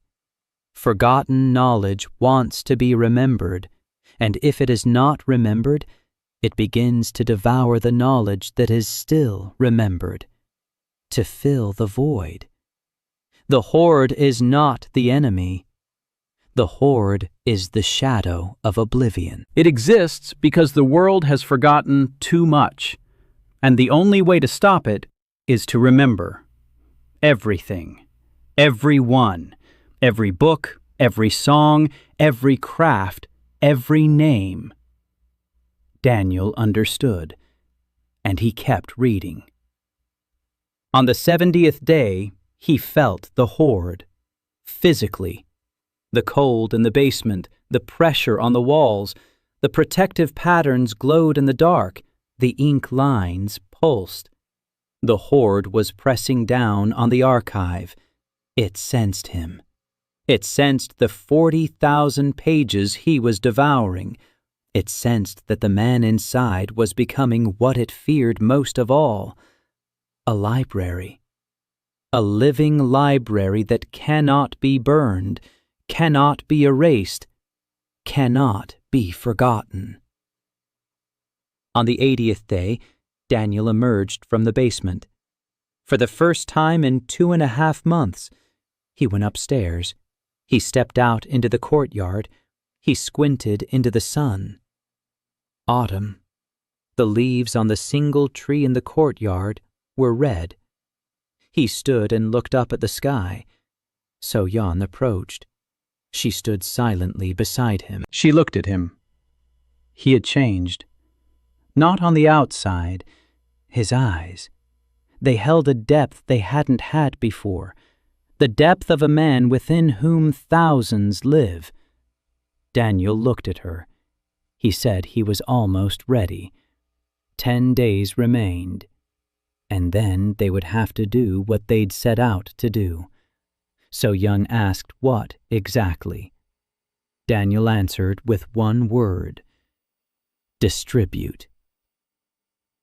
On the 90th day, he read the last page. He closed his eyes. 40,000 pages, thousands of authors, hundreds of disciplines, the entire great Library of Hwango in summaries, retellings, and quotations, not complete, not perfect, with gaps, omissions, and errors made by the copyists, but sufficient. Sufficient to restore. Sufficient to distribute. Daniel stood up. He went upstairs. He gathered everyone. The kitchen was too small for so many people. So Young, Hannah, Amber, Rim, Il-hwa, Jessica, who had stayed in Songyun, Tae-ho, Min-jung, Yoon-ho, Kang-woo, Il-sun with the kitten on his shoulder. The kitten had grown into a cat. Healthy, well-fed, with a scar on its belly. Park stood by the wall with a mug of tea. Master So sat in the corner. For the first time in 6 years, he had come out of the east wing. Ro San-hyuk stood by the door. Quiet, unusually quiet. Daniel stood in the middle of the kitchen, small, in a gray lab coat, wearing glasses, with ink-stained hands. He said he had a plan to defeat the Horde. Not with weapons, not with magic, not with an army, with copying. The Horde feeds on oblivion. It is strong because knowledge is stored in one place, in one library, in one mind. If that one place is destroyed, knowledge vanishes forever. But if knowledge exists in 100 copies, in 100 minds, in 100 cities, in 100 libraries, then it cannot be destroyed. It cannot be forgotten. The Horde loses its sustenance, loses its power, loses its purpose. Daniel said that over the past 2 months, Ro and his people had copied 6,000 scrolls. Jessica took the copies on 3 ships to western ports. Hannah distributed the medical scrolls to healers along the entire coast. So-yeon trained 5 fighters in the Kim style. They went to 5 different cities and taught others. Il-hwa sang the Hwandong anthem every evening in the market square. People memorized it. They carried it forward. They sang it to their children. Rim taught 3 potters the blue glaze. They taught their students. The glaze spread through the artisan quarters like ripples on water. Knowledge flowed. From a single source in all directions. From the archive into the world. From Daniel's mind into the minds of thousands of people. But that's not enough. We need more. Every city needs to have its own archive, its own library, its own repository. We need a network. Not one center, but 100. Not one library, but 100 libraries. Not one librarian, but 100. Daniel looked at his people. He said that each of them was now a keeper. Each carried within them the knowledge they had received from him or from the books. Each could teach others. Everyone can create their own library. So-yeon nodded. Hannah nodded. Amber smiled. Rim clenched her fists. Il-hwa smiled. Jessica slammed her fist on the table and said she had ships. Tae-ho said he was staying at the archives. that someone had to hold the fort while the rest went out. Daniel looked at him. He nodded. The boy had grown up. Park set his mug of tea on the table. He said he was too old for traveling, but if anyone needed a grumpy old man who knew how to brew tea and didn't ask unnecessary questions, he was at their service. Master So stood up, leaning on his cane. His single eye was clear and calm. He said he had been waiting for this moment for 40 years. That the boy had done what the archive was created for, not to store, to distribute. Daniel adjusted his glasses. The final night. The archive was quiet. Everyone was asleep. Except Daniel. He stood in the central hall of the repository. Among the shelves stretching into the darkness, thousands of books all around, and thousands of books inside him. He reached out and touched the nearest scroll with his fingertips, just as he used to touch the books in his New York studio, a lifetime ago. Another world, another body, the same love. He remembered his last thought before death, in the park, on the wet. He thought of the book left on the table, unfinished. Now he had finished it.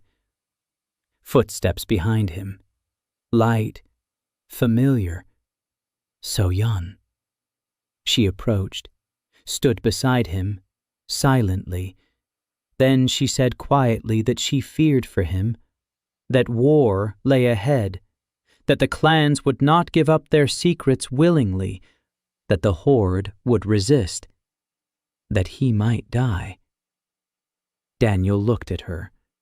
He said he wouldn't die, because even if he were gone, the knowledge wouldn't be in him alone anymore. It was in Han, and in So-yeon, and in Il-hui, and in Yu-rim, and in Jessica, and in Amber, and in Tae-ho, and in the 5 fighters, and in the 3 potters, and in the dozens of healers, and in the hundreds of people who sang the anthem and read the scrolls and learned from one another. He is a librarian, but the library is not him. The library is all of them. So-yeon looked at him. Then she slowly reached out and took his glasses off, carefully, just as he takes a book off the shelf. She wiped them with her sleeve, put them back on. Her fingers lingered on his temple for a moment. Then she withdrew her hand. She said it was time to sleep. And she left. Daniel stood in the storage room, alone, smiling. Morning. Sun. The doors of the archives opened. A line stood at the threshold. People, dozens, hundreds. They came to read. They came to learn. They came to remember what they had forgotten. Daniel stood at the gate. Gray robe, glasses. His hands were stained with ink. Next to him was So-yeon with a sword, Hannah with a bag of medicine, Amber with a smirk, Yu-rim with a blue teapot, Il-hui with a song on her lips. Jessica was counting the boxes. Tae-ho was opening the gates wider. Min-jung was laying out the scrolls. Il-sun stood in the doorway with a cat on her shoulder, waving to the first visitors. Park stood behind everyone with a mug of tea, grumbling that there were too many people and wondering who would clean up. Daniel adjusted his glasses. He looked at the people, at the books, at his own. And he said quietly, so quietly that only those standing nearby could hear, "Welcome to the library. It is yours." Behind the archives, beyond the city walls, beyond the fields and forests, rose the Crimson Ridge. Dark, ancient, From there came the Horde. But quieter than yesterday, quieter than the day before, because with every scroll copied, every song sung, and every technique passed down, and with every recipe learned, the Horde grew weaker. Oblivion was retreating. Slowly. Step by step. Page by page. One book at a time. Daniel turned and walked inside. He needed to read. There is always something to read.